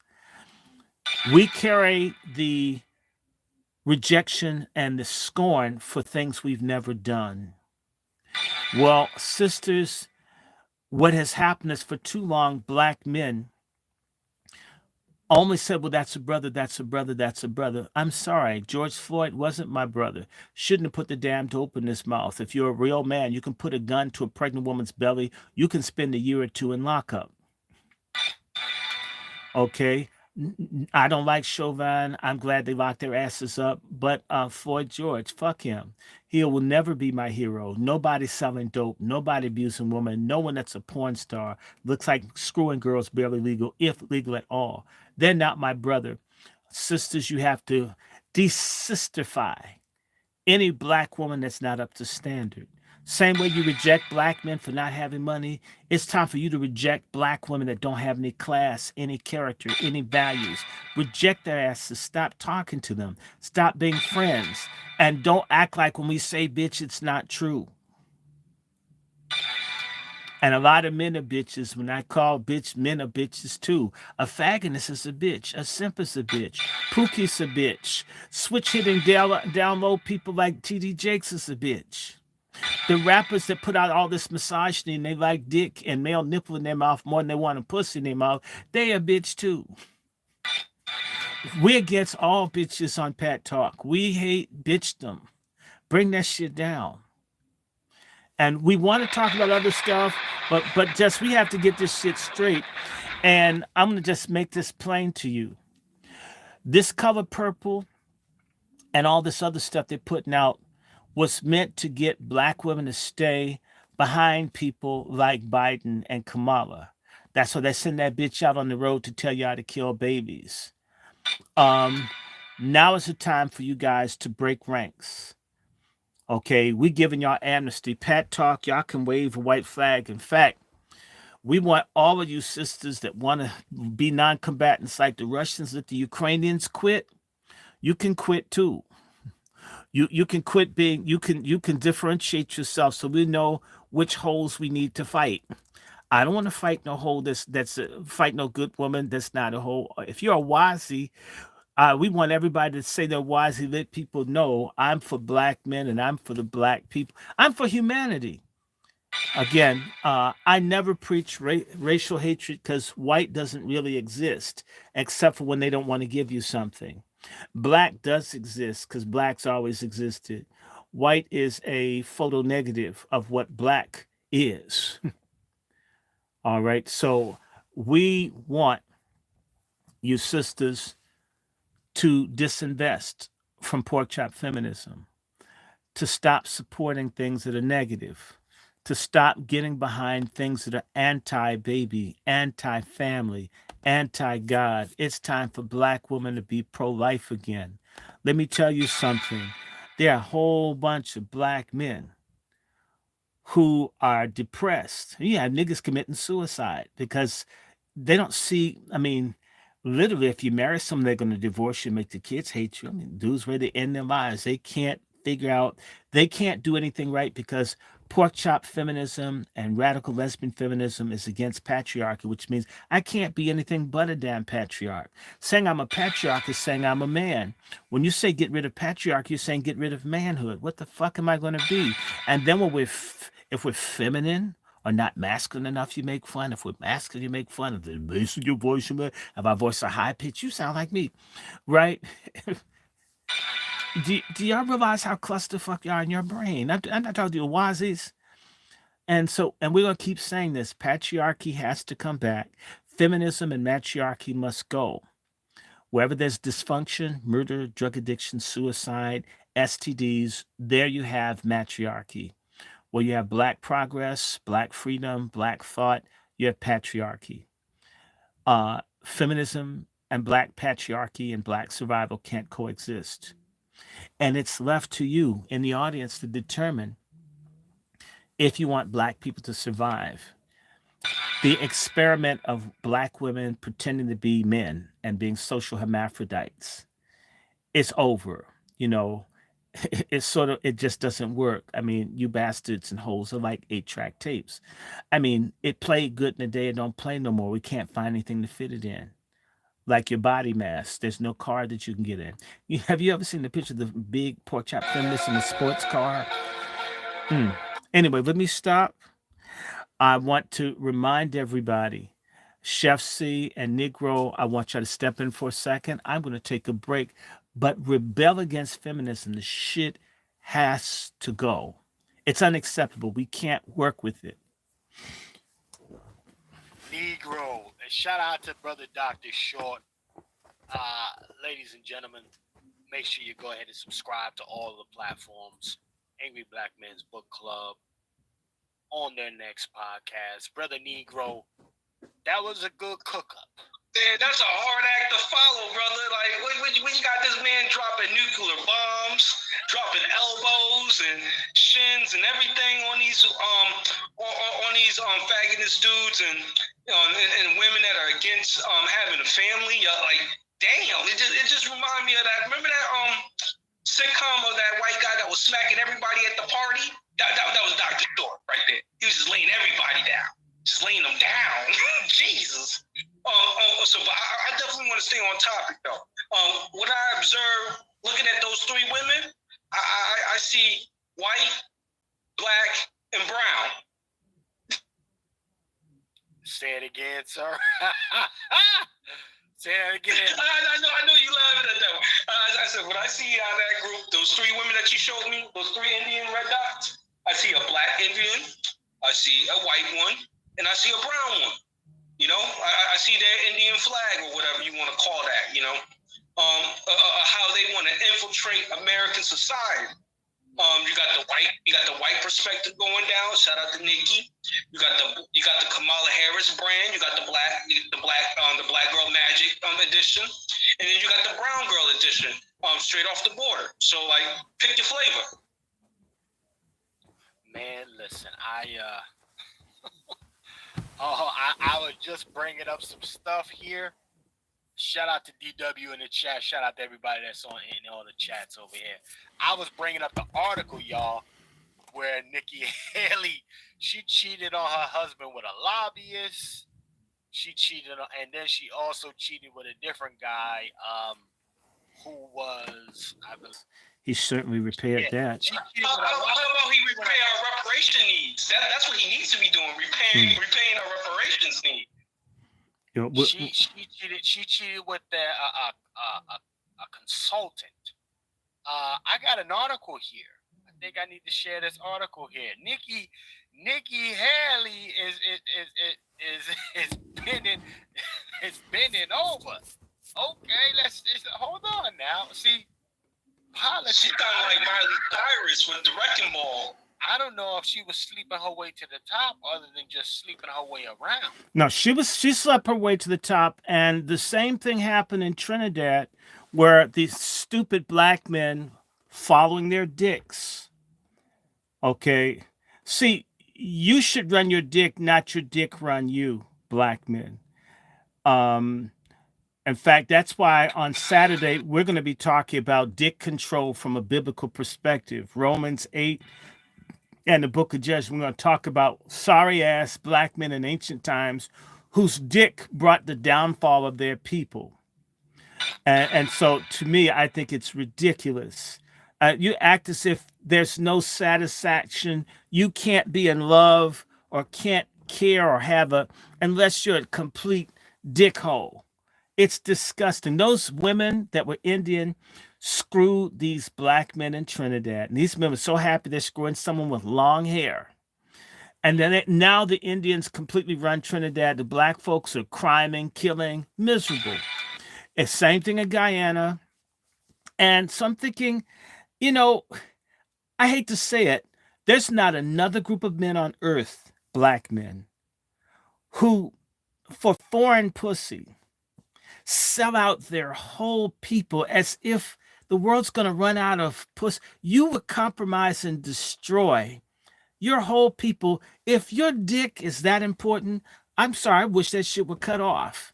Have you ever been with black men and they're in a racist area and they start rapping to white women and they're all these angry white men who probably got concealed weapons? And you're thinking, his dick, for him to fuck, he's not even getting pussy for us. He'll get us all killed because he wants to spill some seed. He wants to drop a seed if it gets everybody killed. I mean, just the dumbness, the despicable debaseness of black men of having no serious investment in where you put your seed. It's ugly, it's nasty, it's degenerate, you're foul, you're vile.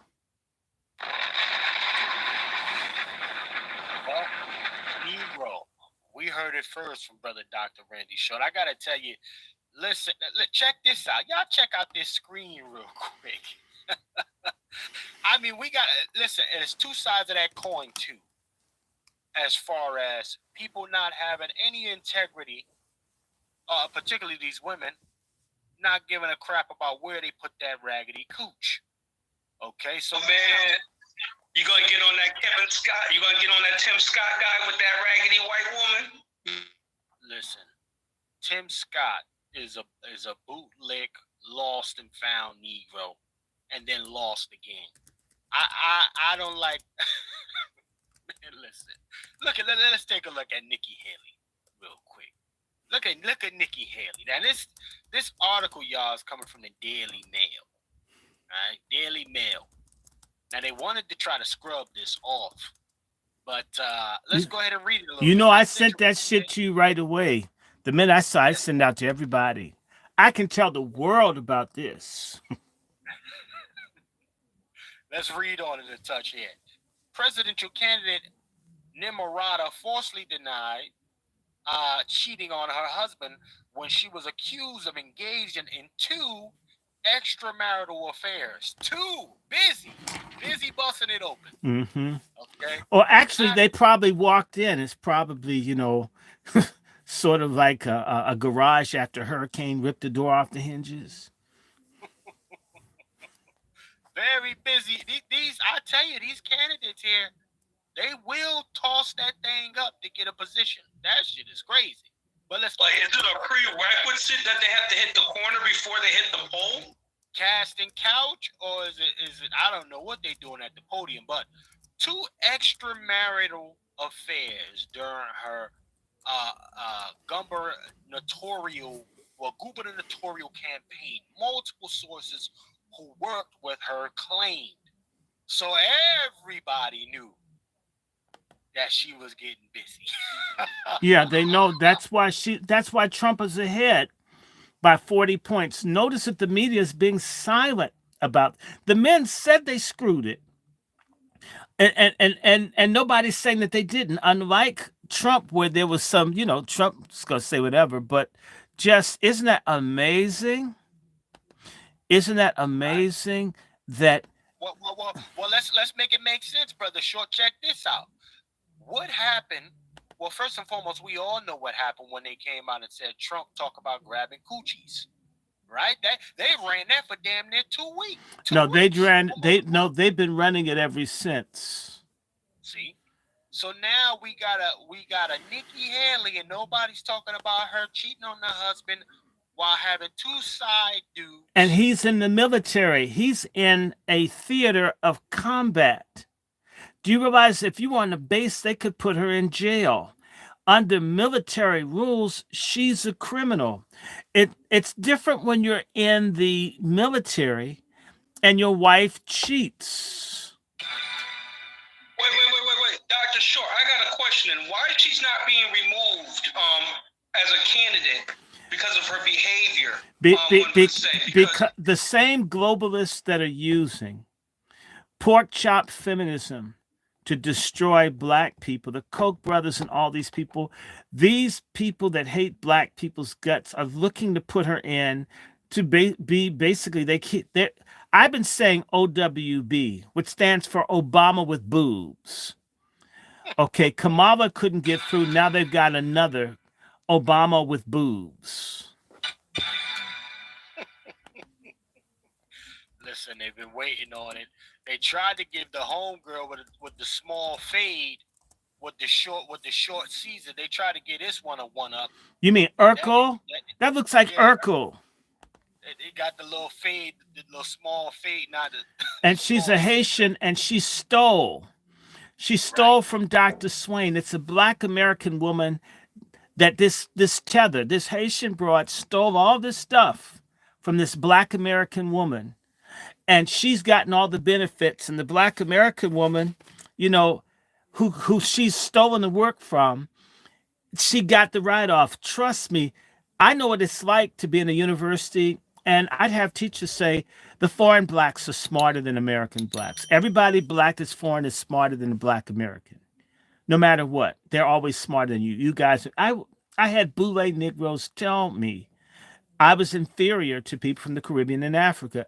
You've never heard me say Africans or Caribbeans are inferior to black Americans, nor have I said that they're superior to us. But this is what you get. You have to understand something. The globalist, we have black globalists who work with white globalists. The globalists want Nikki, or should I say Nookie, and they want Slamala. They want right. them, if they can't get them, they want Michelle Obama or they want Gruesome Newsom from California. They want people to advance the trans agenda, all the stuff, because they're trying to destroy the black family. And let's just pause. I've got 54 people on my channel. I hope you guys like this, share this. We want everybody to know, and we don't give a damn on the Angry Black Men platform. We don't. I'm looking at Ted Andrews, who was in Korea. He's a black dude. He's one of the original Passport brothers. Go to Korea. Go anywhere in the world as a black man, and you get 100 times more respect from women that are strangers. I'll give you a quick story. I remember I was talking to this lady via Facebook. Uh, I think I talked to her for 6 months. One day I got tired of typing. I said, "You know what?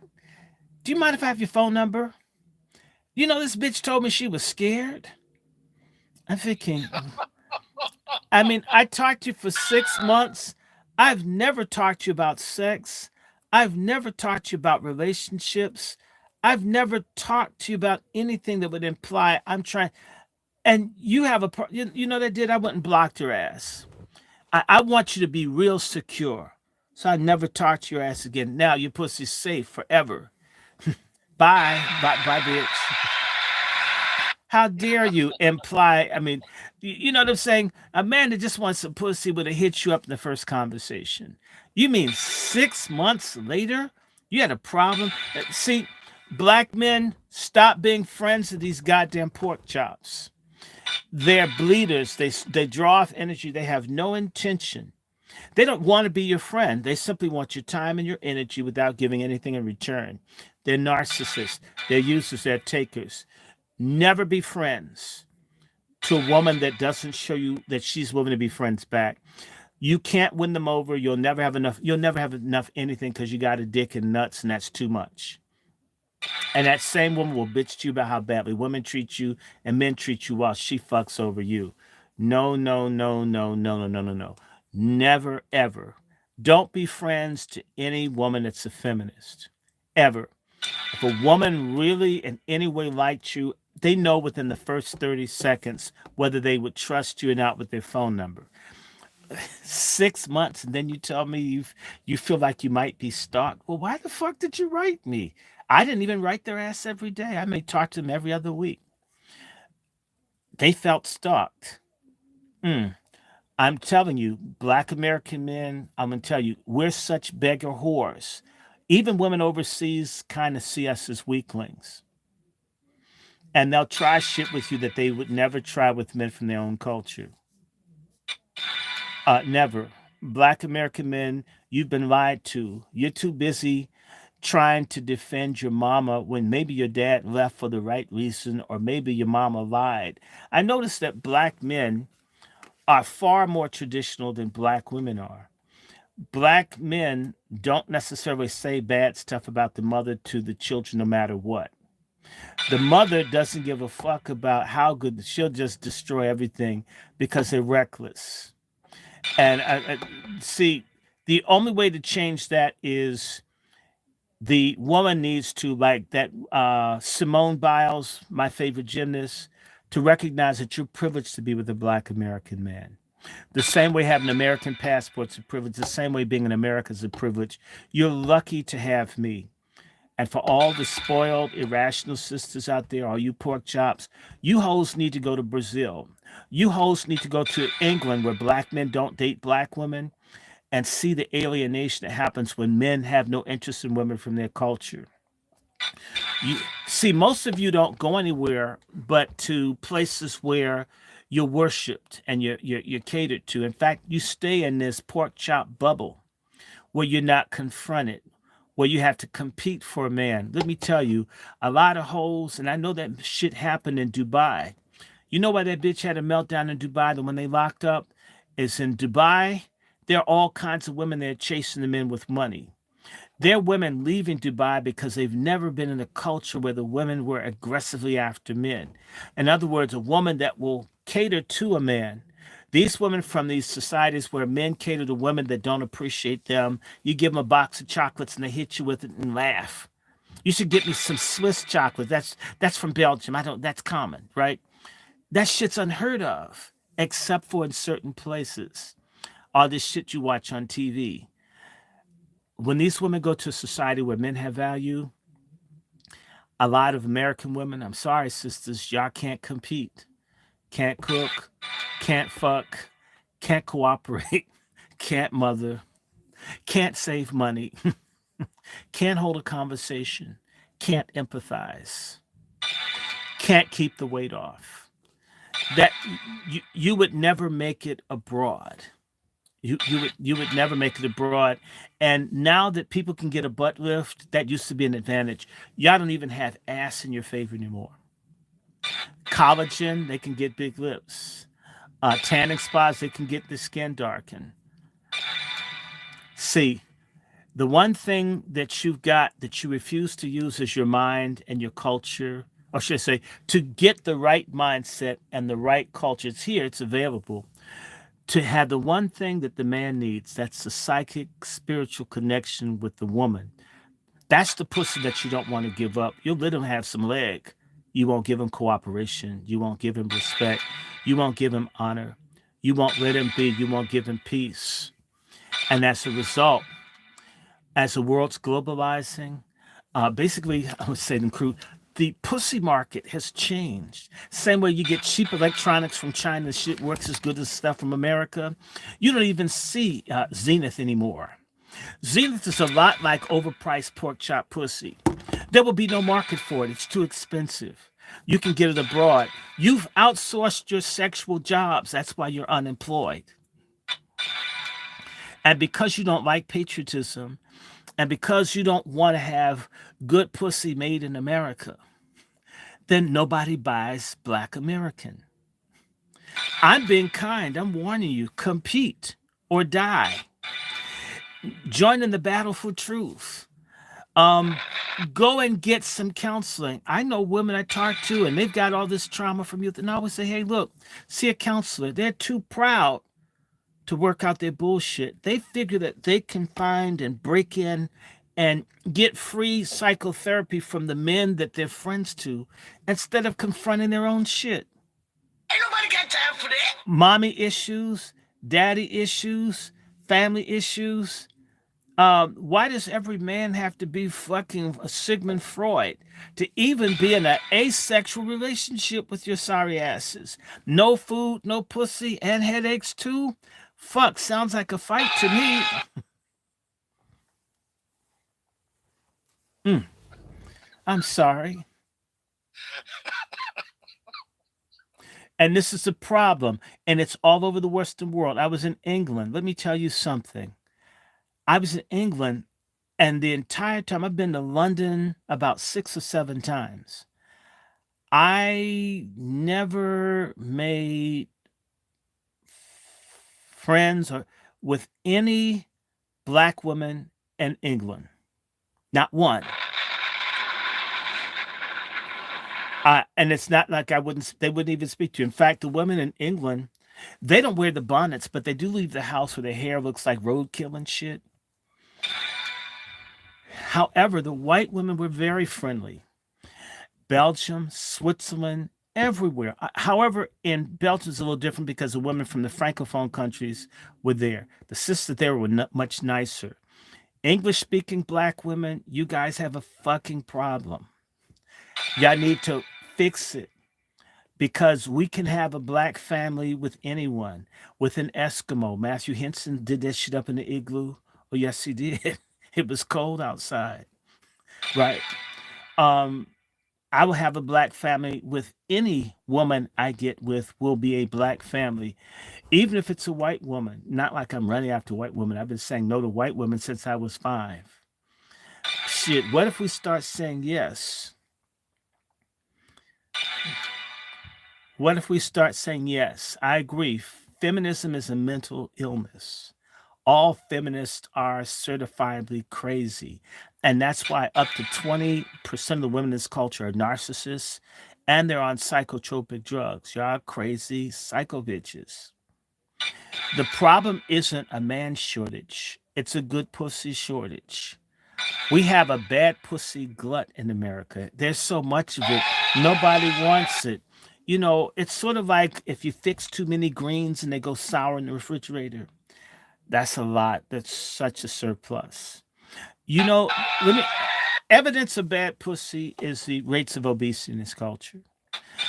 Um, Women and other cultures know there's an expectation to keep yourself up. The women here have such contempt for men and they feel so goddamn entitled that I don't even take care. I show the world I hate myself and I'm entitled to a man earning 6 figures or more to take care of me and my bastards. And if you even bring it up, well, they're yours. They're yours too. When it's a fucking bill to be paid, when I need to beat their ass because they're out of control, you ain't their father. Shit, well, I ain't their father. And so I'm keeping my damn wallet. If I ever get any money, I'm just saying this. I don't want to get with anyone that's been divorced. I don't want to get with anyone that has children under any circumstances. None. It's time for black men to stop subsidizing feminism. Stop being weak. I was on the phone with a good friend of mine, my god brother, who took in a bitch that looked like George Foreman and raised her crazy ass son as his own. Once that boy was old enough to leave, she turned her back on him, tried to get him killed. Now she's cheating with women and men. He's had to put her ass out. You know, we talk about men not being able to commit. No, you guys can't commit. And you run after men that are non committing. You ignore men that are committed because they are patriarchs and you want matriarchy. You're a goddamn feminist. You are the problem. Stop. And if you get with the man that's no good, dump his ass. but you should know what the hell you're dealing with. Have real conversations other than wanting him to make you feel good all the time. Find out if he had a father, if he loved his mother. Does he want to work? Is he on some kind of substance? Does he smoke, drink? Is he used to screwing multiple women? Because I'm going to tell you something. Once a rat has more than one hole, he's going to use more than one hole. That's real talk. It's time for you to understand if you were sharing him when you were dating him, you're going to share him when you marry him. I'm just telling you this. That's why you shouldn't share. Lock that fucker down when he's 17 or 18. Treat your pussy like training wheels on a bike. They'll learn how to ride the right way. Get him when he's 17. Get him when he's 18. And train him to want you and be used to you. You know, pussies are like gloves. They adjust to your hand. You can get your glove to adjust to his hand. He won't want any other gloves. But if you make him wait until he's 30, he's been with 20 other people. And I'm sorry, viscosity in the vagina does make a difference. Some folk have juicier cooches than the others. Some clean them. You know, some people don't have enough yeast to be, you know, Sunbreed Bread Factory. You've got some responsibility to being wanted. Lose the weight, lose the attitude. I'm not saying you have an abortion. I don't want you to kill the babies, but if you didn't have any shit stuck up there, nothing else would come out. And a lot of women, I mean, at Howard, the women used to think it was cool. They hadn't dripped to come out of the last dude they screwed before they had another one. I don't know if they like making silly putty with different dudes mess up inside of them. I don't know. This is really pathetic. This is a problem. And let me say this to you as a genealogist. When you, the confusion that's going to come 20 to 30 years from now, when people become interested in family lineage, and it's going to increase if this reparationship becomes real, when folks can't find their fathers, they don't know who the hell they are. Let me say something to you. Mothers, some of these kids, the way things are going, if you don't tell them who their father is, you might get your ass shot. That whole secrecy bullshit that you black women have been on for a long time, where y'all have all these secrets and nobody can ask you, someone may just get mad and whack your ass since I know who my father is. Boom. That's some of the shit that's going on now. Mothers getting killed by their sons. I think it's horrible. But I also think you've killed that boy if you cut him off from his roots. You've killed him culturally, socially, spiritually. If you lie to him about his father, you've murdered him. If you have no purpose, life means nothing. So you have a person that you stripped of purpose and culture and connectedness to the society, and you're surprised he won't pull out a gun and shoot or beat your ass. Shit. Y'all need to grow up. Y'all need to stop playing. And I'm going to tell you something. That black church, which is basically a matriarchal organization, yeah, the black church is a complete failure. God never fails. But fake ass niggas in the religious real estate business are grifter liars. There used to be a time you couldn't come up in church and us not know who the father was. Then all of a sudden, oh, well, we receive, we thank God for the. No. Who the fuck is your father? Who the hell are you? See, these kids that join gangs that shoot, take a gun to school and just start shooting people, they don't know who they are.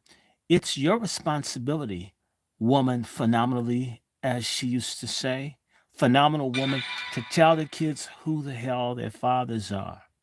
And admit I was a hoe. He was packing. He had a dick like a racehorse, and I wanted to feel it. That's how you got here. Stop saying you were raped. Start saying, shit, the birth control pill made me feel like I could be as whorish as a man. That's why the birth control pill was made, to help facilitate women being whores. And you got on the pill so you could be a fucking whore. And the abortion It's how you cover up the crime of being a whore by committing a bigger crime by becoming a murderess. And you're paying with breast cancer and with complications from taking stuff. Y'all need to get off this damn birth control. Stop taking other people's chemicals or medicines. It fucks you up. And let me tell you something, when you take the pill, it reduces your pheromone production. You're less attractive to men, and men don't know why, because your ass is on something. So you have to dress nastier and nastier to try to get men's attention. Then when they respond to you as nasty as you dress, you're offended. Do you know that they have pheromones now for men that look like women, to put on pheromones to attract men? Oh, yes, they do. While you take birth control and shit to kill your pheromone production, they're having these men put on pheromones where dudes don't even know why they're flipping over a goddamn tranny. It's chemical warfare. You're part of the army undermining the men. Stop And criticizing that's them. that body harvesting, Dr. Short. That's that body harvesting. Mm-hmm. Look at Lamar Odom's sorry ass with the white tranny. And it's you women. You women, you guys are in alignment with the LGBTQ. You have to understand that the feminist LGBTQ movement is about woman erasure. You know what? Try being a man. Try it. It's like this. I was watching this video, and this woman who thought she was hard was boxing this non-pro dude, and he knocked that bitch out. Men have a different bone structure. They have different muscle mass. How long will you pretend that you can be dudes? How long will women celebrate men being drag queens by taking their children to drag queen story hour? How many of you let your children get molested by men so they'll come up confused? These are questions. This feminism has to go. We're against it. And nobody that really cares about children can be a feminist. Childhood, a normal, happy, healthy childhood, is incompatible with feminism. Almost 90% of the children with gender issues have fucked up mothers. This is a woman problem. And I'm sorry, it's only weak, cowardly, fagonist men that aren't telling women the truth that this shit is stupid. And who cares if modern women run out of dick? There's a world full of people in the third world that want to have your children. Mail order some hoes. Postage is cheap. Get a DHL hoe. Let's smash feminism. Let's show open the other people we're not. In fact, I'll take this from Gandhi. What was Gandhi's movement called? Non-cooperation. But when the slaves broke the tools, when the slaves ran away, is that cooperation? When the slaves had a revolt, is that cooperation? When the slaves faked sick, when the slaves, before Gandhi's ass ever wanted to molest one of his adopted daughters, we were not cooperating. Pat Talk is challenging black men to join the gender disobedience movement. We will not obey feminism. We defy feminism. We shake our fist. We say fuck feminism, fuck feminists. We to hell with women's studies, to hell with all this shit. We hate abortion. We hate Planned Parenthood. Kevin Samuels is king. Jesus Christ is Lord. Mother Goddess, my ass. Get the hell out of our faces. We want our race back. Okay, make Black America great again. Okay, make Black America great again by getting rid of feminism. It must go. Dr. Short for Trump or Dr. Short for president. Well, no, I don't want to be president. I want to be dictator, because if Negroes had democracy, we would be a coon dictatorship. We need patriarchal dictatorship. We need to have a provisional. That's right. In fact, remember I was talking about that, the Patriarch Resistance Army, brother Chef, the Patriarch Resistance, the Patriarch Republican Army. We need to have a coup and just take over. Man, I would arrest Diddy. His ass just have some people throw his ass in the white van and shit. Can you imagine? Can you imagine? And make Diddy work someplace with around a bunch of Chippendale dudes who are in tight clothes and he couldn't touch them. Put a chastity belt and put them around dudes. And make Diddy lose his mind. Stop it! Stop it! Oprah Winfrey. Oh my God. We would make we punish Oprah Winfrey. We would have her ass work in the donut factory where she couldn't eat. She'd have a muscle on, and she'd be having to make donuts. I know Oprah would lose her mind and shit. There'd be all these sweets, and everybody'd get one but her. We I would think you'll end up eating it and get fat. no. We don't want her to get fat. We want her to be in shape. In fact, you know what we would do? We would give Stedman so much horny goat weed. We would have Stedman have so much Spanish fly until Oprah and him finally had to do it. And Stedman couldn't get out of solitary confinement until he got with Oprah. Y'all want out, y'all got to do something. We don't want to see. And it better happen. We'll have censors to make certain that Oprah and Stedman do it. We're going to make them do it. And we're going to make Gail King watch. No, we don't want Gail King to watch. She'll get jealous. In fact, and we'll force Gail King to be Denzel Washington's stuntman for his next action film. We would change this stuff. Oh my God. I mean, almost all the crooked leadership in the church would be stripped of their licenses to preach the gospel. All the people that took bribes in the Congressional Black Caucus would be arrested. The boule would be suspended. You'd have to turn in all your regalia, which we would have a big bonfire, use the charcoal and all for the parks. We would stop this stuff. You wouldn't, being a coon would be a crime. You'd have to be black and proud. And yeah, and Hey, they, go ahead. In fact, I'm going to stop in a Dr. minute. Let Short, me I got shut a up. question.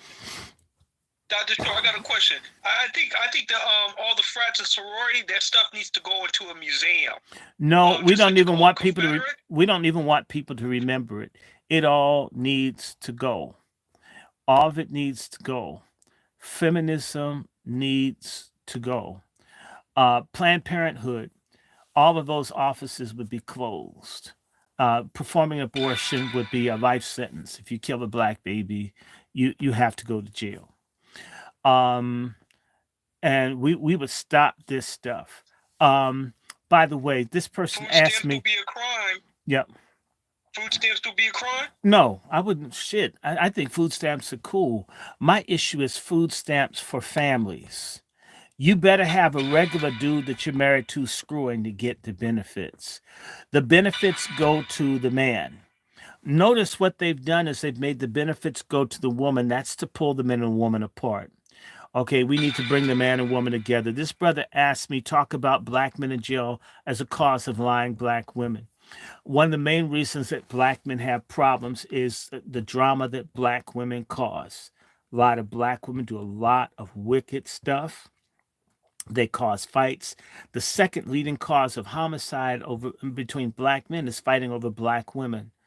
A large number of black men are in trouble because black women treat 911 as if it's their valet or as their personal security.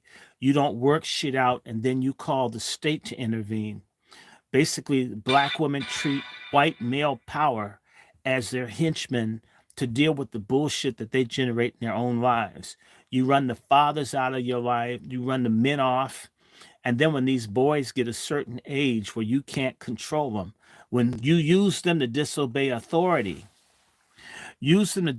authority of men, right? And then all of a sudden, when that boy doesn't respect you because you taught him to disrespect, then you call the police on him. You're surprised he's dead. You don't believe in psychotherapy, yet you're giving these kids weed when they're 3 and 4 years old. And when they have schizophrenia and you can't control them, or you're letting them have sex when they're 9 and 10, or you're having sex with them, or your friends are having sex with your kids, or you're letting them drink, or you're letting them do whatever the hell they want. Then you call the state, and the state, which should kill us, kill them. And then you want to be uh, Coretta Scott King. You're fucking crazy, ladies. you're out of your damn minds. The real police need to be mama and daddy. You guys need to be the Starsky and Hutch in your family. And you need a partner.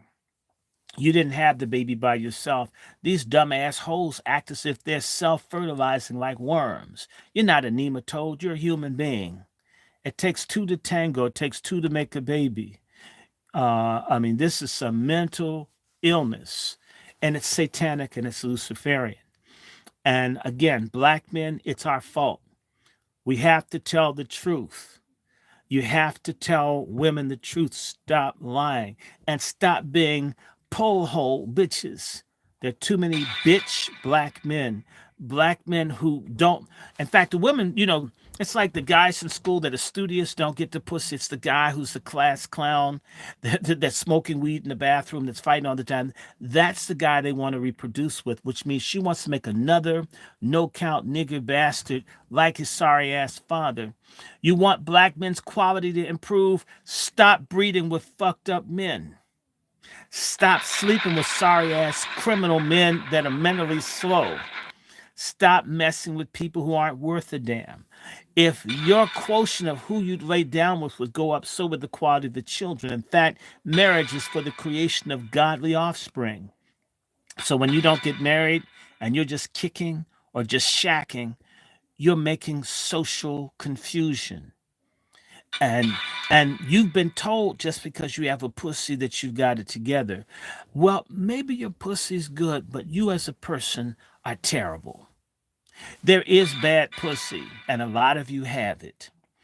We want to see some sanctified pussy, some righteous pussy, some stay at home mom pussy, some homeschool pussy, some monogamous pussy, some dignified, in shape pussy, some faithful pussy, some non traitorial, some non black self hating pussy. We don't have enough. It's a damn depression. We need the prices to go up. Grow up. Grow up. We've got to have this conversation. It is insane that Kamala Harris threatened to lock up black women. Kamala Harris didn't even protect.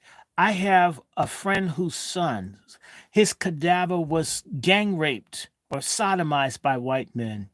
Kamala Harris protected the white men who sodomized the cadaver of a black man that they lynched, and you bitches call her sister. If a black woman's body had been sodomized by white men and black men called those guys good, man, we wouldn't hear the end of it. I hate the double standard and the hypocrisy in the black race. And black men, it's our fault as long as you don't hold a person with the vagina on an equal account with the person with the dick, then that's why we have the imbalance. It is our imbalance. I believe in the moral, ethical equality of men and women because God made us both for each other. Anything else is insane. LGBTQ tries to make female and male identical. It's no such thing. The twain don't meet. It is time for us to be real. Black men, you want to see black women change? Stop begging. Stop begging. Stop begging. Stop begging. Stop scraping. We do it with everybody. I mean, black American music, that shit is constant begging. I'm glad I'm not a black woman. I would, one thing I'm certain the black women don't like is the word please. That's why James Brown, please, please, he's begging for pussy. That's his first gold record. I mean, the King of Soul just begged for pussy for like 3 minutes. It's not an art. There's no other group of men on the earth who act like the world's going to run out of pussy, and we live in a pussy glut. Stop begging. You want the character of the women to rise? Change the kind of woman you'll look at. If women walked outside and no one paid attention to them and the vulgar, profane, degenerate clothing they had, the women would dress differently. And if they didn't, and we were getting passports, their asses eventually would say, how come all these foreign bitches have all of our men? Because you broke the protocol. You didn't want to be a woman. You didn't want to be feminist. Feminine. You didn't want to be kind. You didn't want to be wife material. You wanted to walk around like you're a stripper or having a lunch break. And then nobody's talking to you. It's in our hands, black men. We don't even have to beg them. We need to change. And I want to let everybody know I'm hoping to God, I pray, I'm working. If I ever get it, I have a friend in Chicago. We will be having bush bit safaris. I already have people in agreement in Botswana and Malawi. Yes, we're going to the most broke ass countries where women like having children and cooking. And we will bring back fine, in shape women. And we're not going the whole trip. If you, I'm not trying to be nobody's pimp. I want to be a marriage broker. And I'm there to get some for myself. We're going to West Africa and everywhere else where they find one. We're not going to Nigeria, no scam countries. We're going to look for serious women that want to form family to prove that a happy, functional black family can exist. In fact, we want to cause a dick shortage. We need to dry up all this surplus dick out here. So all of a sudden, these will realize the world's going to run out of black dick. See, in Brazil, why do you like Brazil? Because the women there compete for men. In America, they've lied to a woman. They told a woman with 8 kids that's 900 pounds that she's the prize. She is a prize. She is a prize if you're an alligator or a crocodile, not if you're a man. We're not taking it. We are in rebellion. This is a call to arms. Resist pork chop feminism. We don't want it. We won't take it anymore. We will not, as patriarchs, lie anymore. We don't want hard headed, difficult women. We're speaking to the rebellious pork chop feminist studs. It's over. This is actually, I divide history between two periods. It was BK and AK. BK is before Kevin, AK is after Kevin. We're in year two of AK. And as things progress after Kevin, slowly the clock will go back to a patriarchal time zone. We're on pork chop feminist daylight savings time. We're going to have the broad, bright sunshine of Kevinanity leading us into functional black families where men are men again, women are women again. We men are not competing with each other, and yet we're not chasing each other's rectums or nut sacks because that's not right. And women don't think that gracing carpet all day is becoming of a woman. That's a beautiful vision. I have a dream, and it's wet, unlike Dr. King. And I think we all need to have a wet dream in the future of what this stuff is going to be like when feminism is gone, when the very last feminist puts on her white apron of submission to give in. All of the women are giving atonement for the babies that they've killed, men that they've lied to, are entering into child support fraud repayment schedules. We will see this day where women are honest about the father of their children, where women will tell them, yes, basically, I was making sperm smoothies when I was young. I don't know who your father is, but I, well, it's my fault. I gave it to them. I was the one that wanted to take 5 loads from 5 different dudes to prove how popular I was. It's not your fault. That day is coming when Project 2025 hits because the rednecks are coming. They're coming to take their America back. And you know what? I would rather a redneck America than a pork chop feminist America. I've got to go to Bible study. I've got to go to Bible study. But on their necks is streaming. I've got to leave you because, yes, aside from the cussing and the very frank conversation, I very much believe in God. And in fact, the first commandment was be fruitful and multiply. God told Adam and Eve, y'all get yourselves some. God made sex. In fact, God ordered us to get some. He just wanted you to be with someone that you were going to commit to, someone that would submit to the man, and that man would in turn protect and provide for the woman. Stop talking about your education. Stop talking about being a high earner. I mean, the real question is, can you smoke his mic when he drops his pants?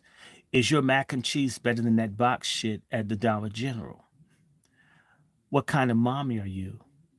Okay. Um, do you have the understanding that when he needs to screw, rise to the occasion instead of telling him he's tired? When you go to the nail shop when you're tired, you go shopping when you're tired, you go on girls' trips when you're tired, you go to the gym when you're tired, you go to work when you're tired. When he wants it, give him some. Break the shit off. If a man's sexual back is broken, you won't have to worry about him cheating. He, you have him so worn out, nuts so deflated, he can't even cheat on you. He's just too exhausted. Shit's too good. It's called the Brazilian method, in the words of my girlfriend, um, um, Claudia. I fear no American woman because American women are sorry. We women in Brazil know that no man could be happy with an American woman who can't cook, who can't screw, who can't hold a man's attention. Which means I don't mind you being in America because no woman that you'll meet there can compete with me. On the other hand, your ass better not visit anybody else here because those women down there compete with each other. My brothers and sisters, love one another and do it equally and fairly. Stop thinking about how much he has and how instead think about what you guys can amass together. Um, and by the way, brothers, don't marry anybody that's a feminist. If you think they're feminists, reject them. Feminism is the enemy. Feminism must go. Accountability for everyone. Having a vagina is not an American Express card out of accountability or responsibility. Women's rights must be accountable for women's wrongs. And men having an erect penis is no excuse to be a goddamn godless, despicable hedonist who doesn't care where they sow seeds. For every no good rogue feminist, there's a brother fucker, bitch, fagonist man who loves this culture of confusion. You are the foundation of our women being out of order.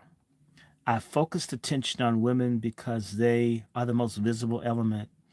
In a sense, the pork chop feminists are the equivalent of cops, but you fagonists are the white power system.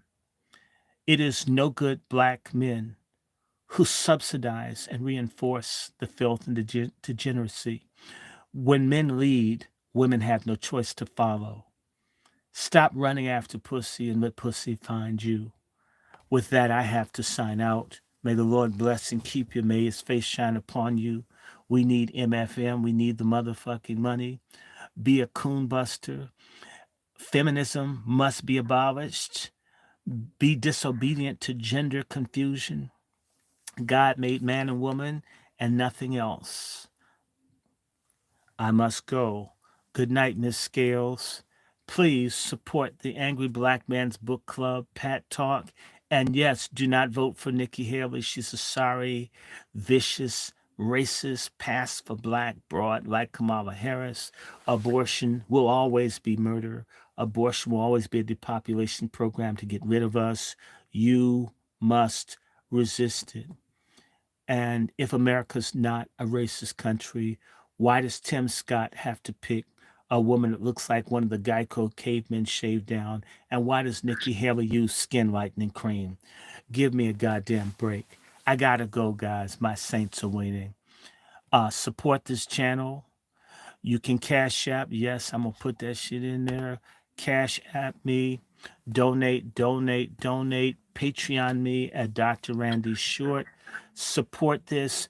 Be ready for Wasi Speak tomorrow. Dr. Winters and I tomorrow.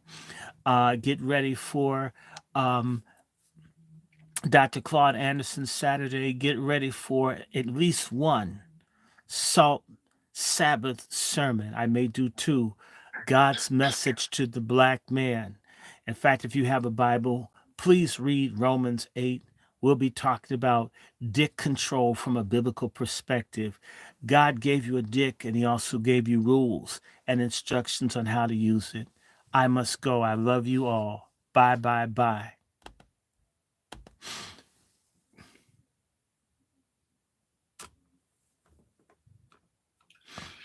Ladies and gentlemen, you have it here. I am going to be getting up out of here, but I see my sister Speak just tapping in. What's happening with you, sister Speak? What's the vibration with you? Hmm.